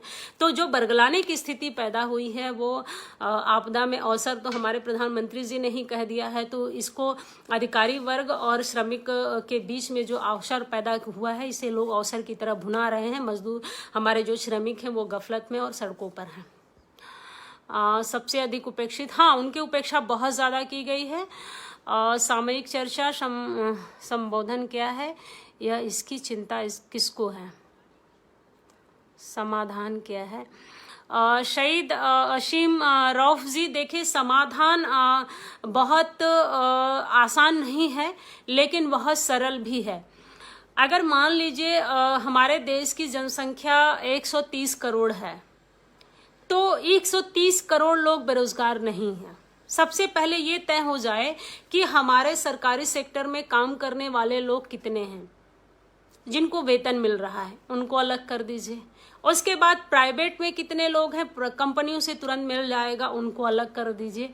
उसके बाद हमारे पास रजिस्टर्ड श्रमिक कितने हैं, ये तुरंत मिल जाएगा। उसके बाद जो लोग बचते हैं उनके बारे में चिंता करने के लिए सरकार के पास क्या है, ये एक बड़ा मुद्दा है। उनकी स्थिति सबसे बुरी है जी, बिल्कुल। साहित्य में मचे राजनीतिक घमासान और उठापटक पर भी अपने बात रखिएगा। देखिए सोनी पांडे जी, आपने ये जो बात कही है, मेरे ख्याल से मैंने इस पर थोड़ी सी संक्षेप में अपनी बात रखी है। लेकिन साहित्य राजनीति जो है समाज के हर वर्ग में, हर जगह, हर स्थिति में, हर हालात में, रग रग में मौजूद है। तो इसे सिर्फ यह कहना कि सिर्फ साहित्यिक समाज में है, बल्कि साहित्यकारों के बीच में जो राजनीतिक छुड़ी है वो बहुत छीछा लेदर वाली है, बहुत दोयम दर्जे की है और बहुत निंदनीय है और निकृष्ट, मैं इस संदर्भ में कहूंगी। क्योंकि आप जो लिखते हैं उससे समाज आपसे जुड़ता है, उससे कुछ सीखता है। बच्चे पढ़ते हैं, बुजुर्ग पढ़ते हैं, मध्य वर्ग पढ़ता है, निम्न उच्च सभी पढ़ते हैं, तो चार बातें सीखने की कोशिश करते हैं। लेकिन जब आपके चेहरे के खोल बाहर निकलते हैं और आपके घमासान, चारित्रिक घमासान से, भाषिक चारित्रिक मैं कहूंगी, इसके घमासान से जो चीजें सामने आती हैं वो बहुत ही घटिया लगती हैं। फिर आपकी लिखी हुई चीजें बहुत ही बेकार हो जाती हैं। फिर उसको किसी कूड़े में फेंकने के अतिरिक्त हमारे पास कोई विकल्प नहीं बचता है। जैसे मैंने इस लॉकडाउन के दौरान बहुत सारे लेखकों के चेहरे इस कदर से उतरे कि मैंने उनकी किताबें उठा करके मैंने किसी को दे दिया। मैंने कहा माफ करना, मैं इन किताबों को अपने पास सहेजने के योग्य नहीं हूँ, जो बहुत योग्य होगा उसको दे देना। तो ये चेहरे से जो खोल उतरते हैं ना, वो ठीक नहीं है। राजनीति हर जगह है, होनी भी चाहिए। राजनीति बहस का एक स्वस्थ मंच भी देता है, लेकिन उस स्वस्थ मंच को हम समझने की बजाय उसको एक हिंसक प्रवृत्ति में बदल देते हैं, तब वो गलत है।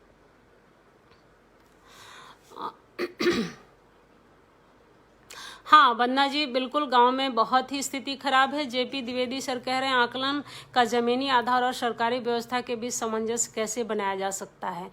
अभी मैंने एक दूसरे सवाल के संदर्भ में कहा था कि जो जमीनी आधार है उसमें सेक्टर वाइज बांट करके वो आंकड़े सरकार निकाल सकती है। उसके बाद जो लोग बचते हैं उनको चिन्हित करके इसको इस स्थिति को कंट्रोल में लाया जा सकता है। हालांकि यह बहुत आसान नहीं है, श्रम साध्य है, इसमें काफ़ी लोगों को लगाया जा सकता है। लेकिन सरकार अगर इस चीज़ को निर्देशित करेगी तो किसी की हिम्मत नहीं है कि वो काम ना करे, और ये चीज़ें बहुत जल्दी डाटा एनालिसिस में कन्वर्ट हो जाएंगी और समस्याओं की जो स्थूलता सामने है वो सूक्ष्मतम तौर पे हल की जा सकेगी।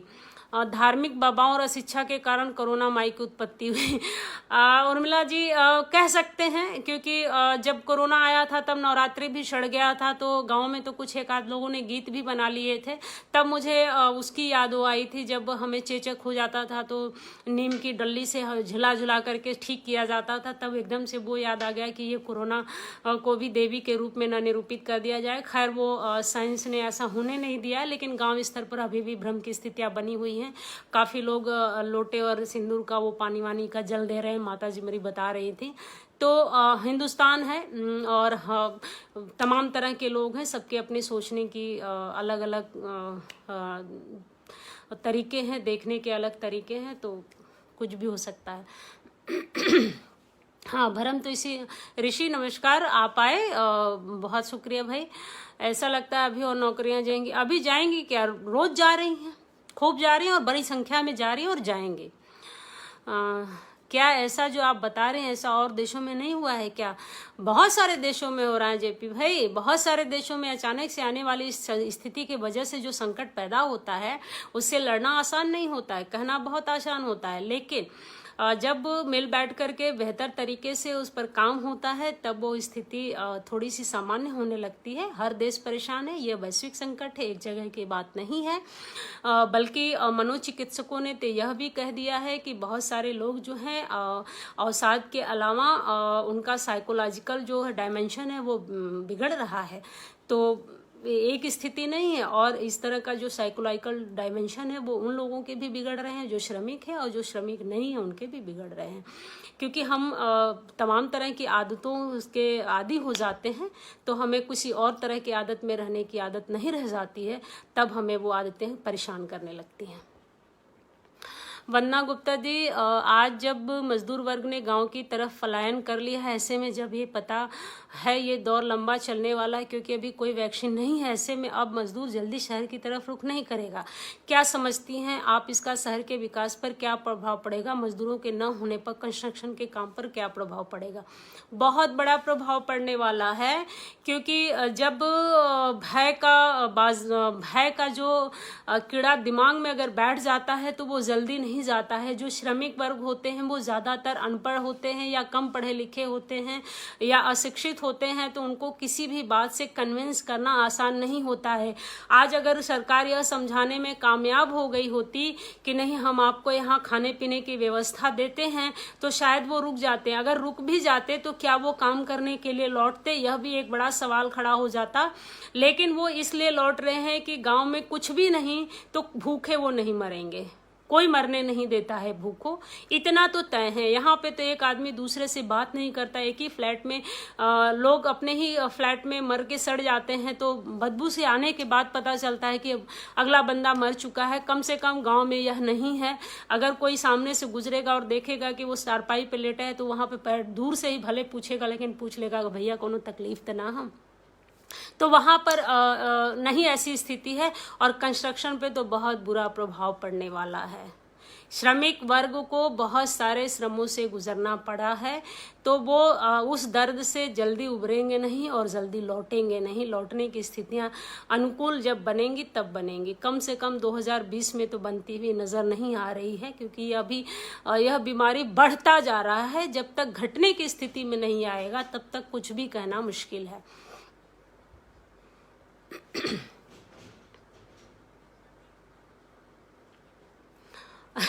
मन्ना वाजपेयी भी सही कह रही हैं। आम आदमी को तो छोड़िए, पढ़े लिखों को भी समझ में नहीं आ रहा है कि ये क्या घोषणाएं हो रही हैं, इसका कैसे प्रयोग होगा, इसका हम लाभ कैसे लेंगे। तो बेचारे श्रमिक कैसे समझेंगे, उनको तो समझाने वाले भी माशाअल्लाह बिचौलिए होते हैं। तो ये बड़ा भ्रम की स्थिति है, और इस भ्रम से कब निकलेंगे पता नहीं। अलका गुप्ता जी नमस्कार, शुक्रिया। इसका मैंने जवाब दे दिया था। हाँ, हर जगह ऐसा हो रहा है बन्ना जी, लाइन लग गई है। मिठाई के दुकान पे छोड़िए, आपके दिल्ली में ही आज बाहर निकल करके देखिए ना, बहुत सारे लोग, कल तो ट्रैफिक भी लग गई थी, लोग सड़कों पे निकल आए, जैसे लग रहा है कि मतलब बीमारी अब नहीं रह गया, अब सब कुछ फ्री हो गया। तो ये सब दिक्कतें हैं। चाहिए था पर भुगत मजदूर रहा है।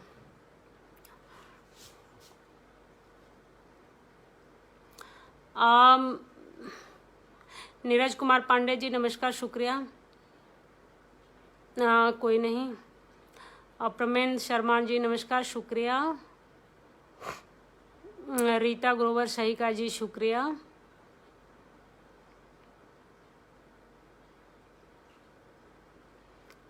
अमित सिंह, इस समय से गरीब वर्ग के बच्चों की शिक्षा के लिए सरकारी कदम कहाँ तक सफल है? क्या ऐसा नहीं लगता है कि ये कदम वास्तविकता से बहुत दूर है? मैंने यही बात तो कही है कि जो ऑनलाइन क्लासेज हैं या फॉर्मेट जो ये तैयार किया जा रहा है, जो इसका क्लासिफिकेशन या लॉजिक दिया जा रहा है, वो सरासर गलत है। बहुत सारे ऐसे ग्रामीण बच्चे हैं, गरीब वर्ग के बच्चे हैं जिनके घर में मोबाइल नहीं है, लेकिन वो शिक्षा ले रहे हैं। कीपैड की मोबाइल उनके घरों में होती या पड़ोसी के घर में होते हैं, लेकिन वो पढ़ना चाहते हैं, हम उनको पढ़ने से वंचित नहीं कर सकते हैं। तो ये पूरी तरह से रणनीति फेल है। हालांकि इस पेंडेमिक दौर में ये शुरू किया गया है, ये बाद में ना रह जाए इसकी चिंता करने की जरूरत है, क्योंकि अगर ये बाद में रहा तब समस्या बड़ी हो जाएगी। प्रमेन जी शुक्रिया, अद्भुत जानकारी। सुमन जी नमस्कार, आप आई, पता नहीं आप हैं कि चली गई। वैध का भेज भी कम हो जाएगा। हाँ, आर्थिक मंदी तो आई गई, भयानक आ गई। बिल्कुल, स्कूल में सिर्फ पढ़ाया ही नहीं जाता है, बल्कि पाठ्येतर गतिविधियों के माध्यम से बच्चे के अंदर बहुत सारे क्रिएटिविटी भी निरूपित किए जाते हैं। वो सारे क्रिएटिविटी मोबाइल के साथ संभव नहीं है, कम से कम व्हाट्सएप क्लास से तो बिल्कुल भी संभव नहीं है। शुक्रिया केशव जी, बेहद व्यवहारिक तर्क। लिली मित्रा जी शुक्रिया। बिल्कुल, महिलाओं के लिए तो पढ़ना, मान लीजिए जिनके पास सुविधाएं हैं उनके लिए तो फिर भी समझ में आता है, लेकिन जो गांव में हैं या फिर परिवार में रह रही हैं उनके लिए तो एक कोना तलाश करना ही मुश्किल होता है। पढ़ना तो ना के बराबर की बात है, फिर ऐसे में हम ऑनलाइन क्लास देकर के उनको कैसे पढ़ा पाएंगे? बहुत बड़ी मुश्किल है जी। नेट की बहुत बड़ी समस्या। अमित सिंह सत्य के बहुत नीक विश्लेषण, शुक्रिया अमित जी। जेपी जी, मैंने बहुत सारी बातें अपनी बातों में बताई हैं, फिर भी कोई चीज़ अगर रह गई होगी तो हम आपसे अलग भी डिस्कस कर सकते हैं, या कोई जिज्ञासा होगी आप यहाँ पे सवाल छोड़ेंगे तो मैं ज़रूर कोशिश करूँगी कि अपने समझ के हिसाब से मैं उसका उत्तर दूँ। शिक्षक व विद्यार्थी का ब्रांड नहीं बनता ना लाइन शिक्षा से। ब्रांड बन ही नहीं पा रहा है। ब्रांड एजुकेशन को ब्रांड दूसरे तरीके से बनाया जा रहा है। गुरप्रीत कौर सुदान, शुक्रिया जी, यही होने वाला है। हाँ बिल्कुल उर्मिला जी, मुझे तो यही लग रहा है। सुनील कुमार जी, गुड थॉट, शुक्रिया जी। बन्ना जी शुक्रिया। अनीता शैलेश, कोरोना में सब स्वार्थी हो रहे हैं, भयानक। अनीता शैलेश जी, इतना ज़्यादा सब स्वार्थी हो गए हैं और इतना ज़्यादा आत्मकेंद्रित हो गए हैं, इतना ज़्यादा कुंठाग्रस्त हो गए हैं जिसकी आकलन नहीं कर सकते, जिसकी कोई सीमा नहीं है। आपकी बात से मैं बिल्कुल सहमत है। साहित्यकारों को अपनी भाषा पे नियंत्रण रखना चाहिए, लेकिन आजकल के साहित्यकार भाषा पे क्या नियंत्रण रखेंगे? वो खुद पे ही नियंत्रण नहीं रख पा रहे हैं। शैलेंद्र शर्मा जी नमस्कार, शुक्रिया।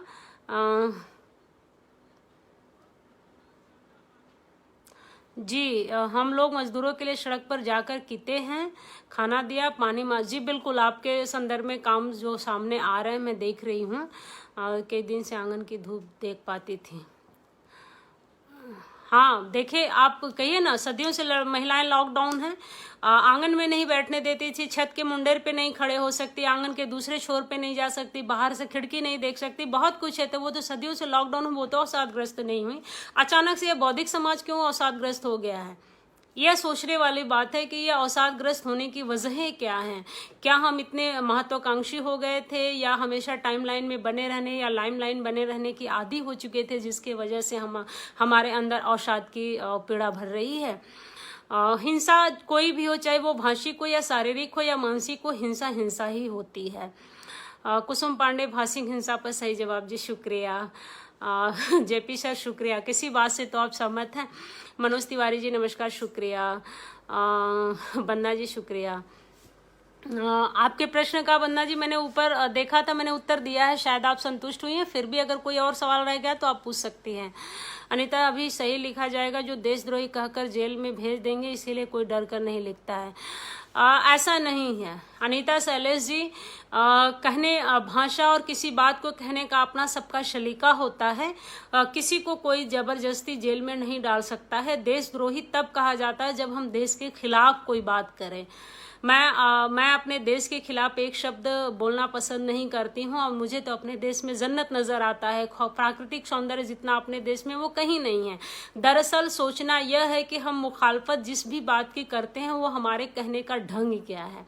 तर्क संगत बात कहना कोई बुराई नहीं है, लेकिन कुतर्क करना यह गलत है। कुसुम जी शुक्रिया, सही कहा जी, शुक्रिया। मजदूर कहते हैं कि सरकार रोटी तो दे रही पर उससे क्या सारे खर्च पूरे।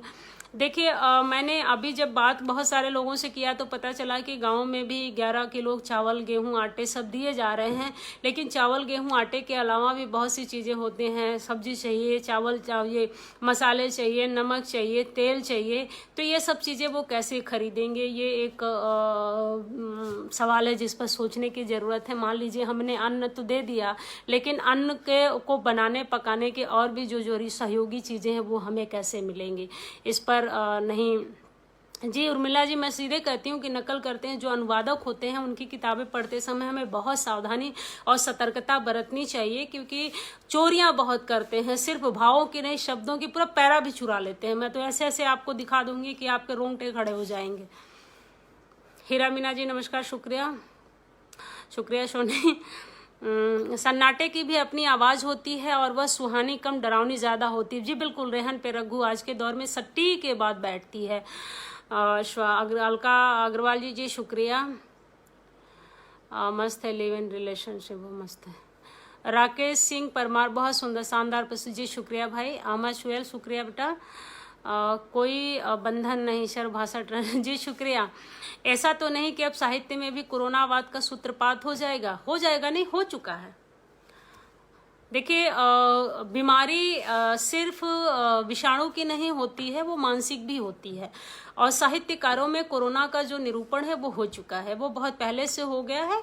बस उसका विस्फोटन जो है हिंसक शैली में हो रही है। उसके कुछ स्क्रीनशॉट्स मेरे पास होंगे, मैं आपको दिखाना पसंद करूंगी, आप देखिएगा, तब आप अंदाजा लगा पाएंगे कि सच में साहित्यिक जगत में कोरोना का किस तरह से सूत्रपात हो गया है। बहुत भयानक तरीके से हुआ है। घरेलू हिंसा इस दौरान बढ़ी है, इस विषय में क्या कहना है? हाँ, घरेलू हिंसा बहुत ज़्यादा बढ़ी है और श्रमिक वर्गों में भी बढ़ी है और कुछ बड़े वर्गों में भी बढ़ी है। और चूंकि जिनके परिवार में थोड़ी सी फ्यूडल मानसिकता है या फिर भेदभाव की जो संस्कृति है वहाँ पे ज़्यादा बढ़ी है। लेकिन जहाँ पे सामान्य है कि हाँ दोनों मिलजुल करके काम करेंगे या पूरा सदस्य मिलजुल के काम करेगा, वहाँ पे ऐसी स्थिति नहीं है। लेकिन हमारे समाज में तो घरेलू हिंसा सदियों से रही है और इन दिनों तो और ज़्यादा बढ़ गई है। क्योंकि पहले क्या होता था कि कम से कम दिन में कुछ समय तो अपने लिए निकल आता था, लेकिन अब क्या है 24 घंटे हम कैमरे स्क्रीन, एक तरह से स्क्रीन के सामने हैं, कई जोड़ी आंखें हमें निहार रही होती हैं। तो ऐसे में हिंसाएं जो है बहुत हिंसक तरीके से बढ़ी हैं और जो रिपोर्ट्स आ रही हैं वो उसमें जो घरेलू हिंसा है उसमें लगभग 80% का इजाफा हुआ है। तो ये बहुत चिंता का विषय है। साहित्य की राजनीति पर कुछ प्रकाश डालिए। मेरे ख्याल से एक बार मैंने अपनी पूरी बात कही है, शायद आप सहमत होंगी सोनी जी। वीरेंद्र शर्मा जी नमस्कार, शुक्रिया। अनीता शैलेश जी कह रही हैं अब हम लोग 21वीं सदी में नहीं है, श्रमिक पैदल चल रहे, सोचे क्या यही भारत की तस्वीर है? देखिए वही तो मैं कहने की कोशिश कर रही हूँ। मैंने कहा शुरू में ही कि हम जबकि 21वीं सदी के आखिरी दशक में है, उसके बावजूद हम पैदल चल रहे हैं। तो यह सोचना पड़ेगा कि जबकि हमारे पास मेट्रो है, हमारे पास रेल है, हमारे पास बसें हैं, हमारे पास हवाई यात्राएं हैं, ऐसी स्थिति में भी अगर श्रमिक पैदल चल रहे हैं तो क्या हमारे रणनीतिकारों ने इस संदर्भ में कुछ विचार किया था? यही तो मैंने यक्ष सवाल किया, अपने आप से भी किया और लोगों से भी किया। लिली मित्रा मैम, सोशल मीडिया पर लिखे जाने वाला साहित्य किस हद तक समाज का दर्पण बन पाया है या बन सकता है? लिली देखिए, साहित्य जो है चाहे वो सोशल मीडिया पर लिखा जाए या किसी भी प्लेटफॉर्म पे लिया जाए, वो समाज का ही एक हिस्सा होता है। वो दर्पण बन पा रहा है या नहीं बन पा रहा है, यह बेशक चिंतन का विषय हो सकता है। जब सोशल मीडिया शुरू में आया था तो बहुत सारे बड़े बड़े साहित्यकारों ने मुखालफत किया था कि यह तो सोशल मीडिया का साहित्य है। लेकिन आज आज की तारीख में आप देखेंगे तो 2011 से लेकर के 2020 तक बहुत सारे ऐसे साहित्यकारों की फौज आई है जो कि सोशल मीडिया के रास्ते से ही पॉपुलर हुए हैं, रातों रात पॉपुलर है, और उनकी किताबें भी अब मार्केट में आ चुकी हैं। तो सोशल मीडिया के माध्यम से साहित्य आ रहा है, वो लोगों तक पहुंच भी रहा है, लेकिन वो दर्पण बनने की योग्यता रखता है कि नहीं रखता है, यह हम उसको पढ़ करके ही कह सकते हैं। और अगर हमसे सिर्फ कहेंगे कि मेरी नज़र में क्या कोई दर्पण बन पाया है, तो मैं सिर्फ 3 किताबों को मैं कहूँगी कि वो दर्पण बन पाए हैं। और चूंकि यहाँ पर आप उसका मुझसे अलग से भी उत्तर ले सकते हैं कि वो 3 किताबें कौन है, क्योंकि यहाँ पे बहुत सारे लोग हैं, उनको किसी को ये खल न जाए कि मैंने 1 दशक के सिर्फ 3 किताबें ही ली हैं, तो इसलिए मैं यहाँ पे जिक्र नहीं करूँगी। मनमोहन शर्मा जी शुक्रिया। समय बदला जो जाहिर है। अनीता शैलेश जी, मुझे लगता है कि ऐसा नहीं है, कोई किसी को इग्नोर नहीं करता है। कई बार क्या होता है, ये नेटवर्क है ना, बहुत तेजी से ऊपर की तरफ चीजें भागती हैं तो दिखता नहीं होगा। मेरे ख्याल से मैंने किसी का भी इग्नोर नहीं किया है। मैंने आपके सारे सवाल देखे हैं और सारे सवालों के उत्तर देने की कोशिश किए हैं। इग्नोर करना किसी किसी की प्रवृत्ति हो सकती है, मेरी नहीं है। सवालों को इग्नोर नहीं करना चाहिए, बल्कि सवाल जवाब जो होते हैं वो स्वस्थ संवाद के पूरक होते हैं, तो हमें संवाद को बनाए रखना है, खत्म नहीं करना है। क्या हम लोग केवल दर्शक हैं? बिल्कुल नहीं है, दर्शक नहीं है। ये 1 वे कम्युनिकेशन नहीं है, 2 वे कम्युनिकेशन है। हाँ, स्टार्टिंग में बोलते समय 1 वे फील होता है, क्योंकि जब हम किसी विषय पर अपनी बात रख रहे होते हैं तो उस दौरान एकदम से सवाल लेने से क्या होता है कि विषय का फ्लो खत्म होता है। और दूसरा ये है कि लोगों को समझने में, कनेक्ट होने में दिक्कतें आती हैं। तो सवाल सबके लिए जाने चाहिए और लेने चाहिए। सोशल मीडिया की यही खूबसूरती है कि 1 वे न रहे, ये 2 वे रहे। शालिनी श्रीनेश जी शुक्रिया आप आई। सर्वभाषा श्रेष्ठ सामयिक चर्चा शुक्रिया। आशा सिंह जी शुक्रिया। हिंदू सिंह जी शुक्रिया। प्रदीप गंडवाने क्या वाशी शुक्रिया। अविना गहलोत नमस्कार जी शुक्रिया। DK सिंह प्रहलाद राइट जी शुक्रिया। अश्विनी प्रियदर्शी जी कह रहे हैं और यह स्थिति पैदा कैसे आई? सिर्फ फलसफा से किसी भी समस्या का समाधान नहीं, लोग पढ़ते ही नहीं, इसीलिए अंतर्दृष्टि कैसे विकसित होगी? लोग जमीनी हकीकत से बिल्कुल अलग हैं, गांव जगा हुआ है। ऐसा नहीं है कि गांव में निरा मूर्ख है। यही आकलन का तरीका गलत है, या कहिए यह पूर्वाग्रह है। श्रमिक अनपढ़ होकर भी समझदार है, और समझ किसी की अपनी निजी चीज नहीं है। इस पर एक सामूहिक चर्चा की जरूरत है। बिल्कुल किसी को भी इस तरह से आकलन करना ही नहीं चाहिए। आज की तारीख में कोई भी व्यक्ति मूर्ख नहीं है, तब भी नहीं था। मुझे लगता है कि उस जमाने के 5वीं पढ़े हुए और आज के PhD पढ़े हुए लोगों का कोई तुलना नहीं हो सकता है। जो चीजें उस समय के लोगों के अंदर थी, समझ थी, जानकारियां थी, वो आज के लोगों के अंदर दूरदर्शिता, समझ, विवेक नहीं है। घाक कभी यूं ही नहीं प्रसिद्ध हो गए। उन्होंने तो सिर्फ हर चीज का आकलन ही करके बताया ना। वो पढ़े लिखे नहीं थे, कबीर भी पढ़े लिखे नहीं थे। तो कभी भी किसी को निरामूर्ख समझना दरअसल निहायत ही गलत प्रवृत्ति है। और इस तरह की प्रवृत्तियों का आप क्या कीजिएगा? सबकी अपनी सोचने के दायरे हैं, अपने दृष्टिकोण हैं, तो हम किसी को कुछ कह भी नहीं सकते हैं। और जो पूर्वाग्रह से ग्रसित होते हैं, मैं बहुत सारे पूर्वाग्रहियों से को देखती रहती हूँ। कुछ लोग इतना पूर्वाग्रह से ग्रसित होते हैं कि एक शब्द पर ही हिंसक हो जाते हैं और अगले ही दिन टल्ली होने लगते हैं। तो बहुत सारे पूर्वाग्रही जो होते हैं उनका कोई इलाज नहीं है। पूर्वाग्रह को भी मैं एक तरह का बीमारी ही मानती हूँ, जिसका इलाज अभी नहीं है। DK सिंह साहब, प्राइवेट स्कूल के फी ऑनलाइन होते हैं, गवर्नमेंट कुछ चेक करे और भरे? नहीं, सभी स्कूलों के, प्राइवेट स्कूलों के फीस ऑनलाइन नहीं होते हैं। बहुत महानगरों में होते हैं। जो प्राइवेट सेक्टर्स के स्कूल्स हैं उनके ऑनलाइन फीसेस सभी के नहीं हैं। ज़्यादातर लोगों के ऑफलाइन होते हैं। वो एक तरह का व्यवसाय है, तो गवर्नमेंट वो चेक करने की कंडीशन में नहीं होती है। मिठाईलाल आपाय नमस्कार शुक्रिया। शशि सिंह शुक्रिया। विजय प्रकाश भारद्वाज कवि जी नमस्कार शुक्रिया। कंपनी पेमेंट नहीं दे रहे हैं और गवर्नमेंट वादा कर रही है कि स्टेट का ये प्रॉब्लम है। यही तो कॉन्फ्लिक्ट है कि ऊपर की गवर्नमेंट कहती है कि ये इनका मामला है, नीचे वाले कहते हैं हमें नहीं करेंगे, हम कंपनी वाला कहता है हम बिठा के कैसे खिलाएं। तो ये बहुत बड़ा एक मुद्दा है जिसको अचानक से नहीं हल किया जा सकता है।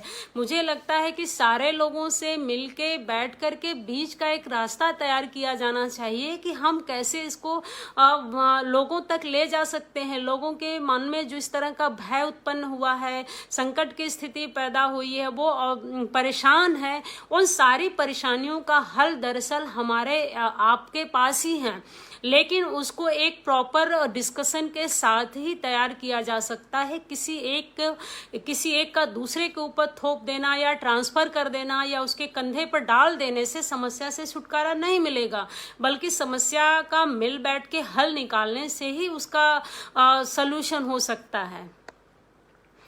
शुक्रिया। चलिए, आप तो सहमत हुई। तेजरात गहलोत, शुक्रिया भाई। सुंदर विषय, शुक्रिया। एक अद्भुत सामूहिक और तार्किक विश्लेषण युक्त आज का सत्र जी, शुक्रिया। सर्वभाषा, धन्यवाद मैम। पूछने की उत्सुकता, हाँ बिल्कुल लिली, आप पूछ लेना, क्योंकि यहाँ बताना ठीक नहीं है। आपको सुनकर अच्छा लगा। शुक्रिया अनीता सैलेस जी। हीरा मीना जी कह रही हैं, कोरोना महामारी के दौर से उपजी बहुआयामी समस्याओं पर बेहद विस्तृत चर्चा के साथ साथ साहित्य की बहुत महत्वपूर्ण जानकारी दे रहे हैं जी, शुक्रिया। मुझे लगता है सर्वभाषा ट्रस्ट जी, केशव जी अगर आप हैं तो आप, मुझे लगता है कि काफ़ी वक्त हो गया है और मैं अपनी बातों को समाप्त करना चाहूँगी। सबके मैंने जितने सवाल थे मैंने कोशिश की, अगर किसी एक आध की सवाल के जवाब छूटे होंगे तो वो मैं बाद में देख करके उसका ज़रूर उत्तर दूंगी। आखिर में फिर मैं एक बात और सिर्फ आखिरी में यह कहना चाहूँगी कि उतरन या पैरहन बनने की बजाय हमें एक क्रिएशन बनने की ज़रूरत है। देश हमारा है, लोग हमारे हैं। खाके में फांटों में बट करके किसी की हिंसक आलोचना करना, किसी पर हिंसक वार करने से बचना चाहिए। यह बीमारी है, कोई थोपा हुआ नहीं है। प्राकृतिक आपदाएं आती हैं। अभी देखिए कि इसी बीमारी के दौरान आपने देखा होगा कि बहुत तरह के तूफान, आंधी और कभी भूकंप आ रहा है। तो ये प्रकृति का एक अजब गजब संकेत है। हम आपस में लड़ करके प्रकृति से नहीं लड़ सकते हैं। स्वस्थ संवाद रखें, भाषिक हिंसा से बचें, लेकिन जो हिंसक प्रवृत्ति के हैं आप उनको कुछ सिखा नहीं सकते हैं, बता नहीं सकते हैं। कई बार क्या होता है कि किसी को बताने जाइए तो उनको लगता है कि आग में हम घी डाल रहे हैं, तो हम आग में घी न डालो भाई। आप लोग के जौन मन करे वो करे। हम अपनी बात मैंने अपने तरीके से लॉजिकल बात कहने की कोशिश की है। हो सकता है कि सभी लोग इस बात से सहमत ना हो, कुछ लोगों को बुरा भी लगा हो, असहमत भी हो, तो माफ़ कीजिए। ये मेरे अपने व्यक्तिगत विचार हैं, मेरे अपने विवेक के आधार पर हैं। एक भारतीय नागरिक होने के आधार पर मैं जितना अपने देश के लोगों को समझ पा रही हूँ, श्रमिकों को देख पा रही हूँ, गांव, देश, समाज, साहित्य, सभी चीज़ों से जुड़ी हुई हूँ, तो जो मैं दर्द, पीड़ा को एहसास कर पा रही हूँ, मैं उसी दर्द के साथ खड़ी हूँ। मैं उसी के संदर्भ को कोट करना चाहती हूँ। मैं बड़े बड़े सपने देखना, दिखाना पसंद नहीं करती हूँ। झूठी बातें कह करके किसी को क्षणिक खुश किया जा सकता है, लेकिन सच बोल करके जीवन भर खुश रहा जा सकता है और सामने वाले को भी खुश रखा जा सकता है। हम सब्ज बाग दिखा करके जिंदगी जिएं, इससे बेहतर है कि हम उस सब्ज बाग को रोपने की कोशिश करें।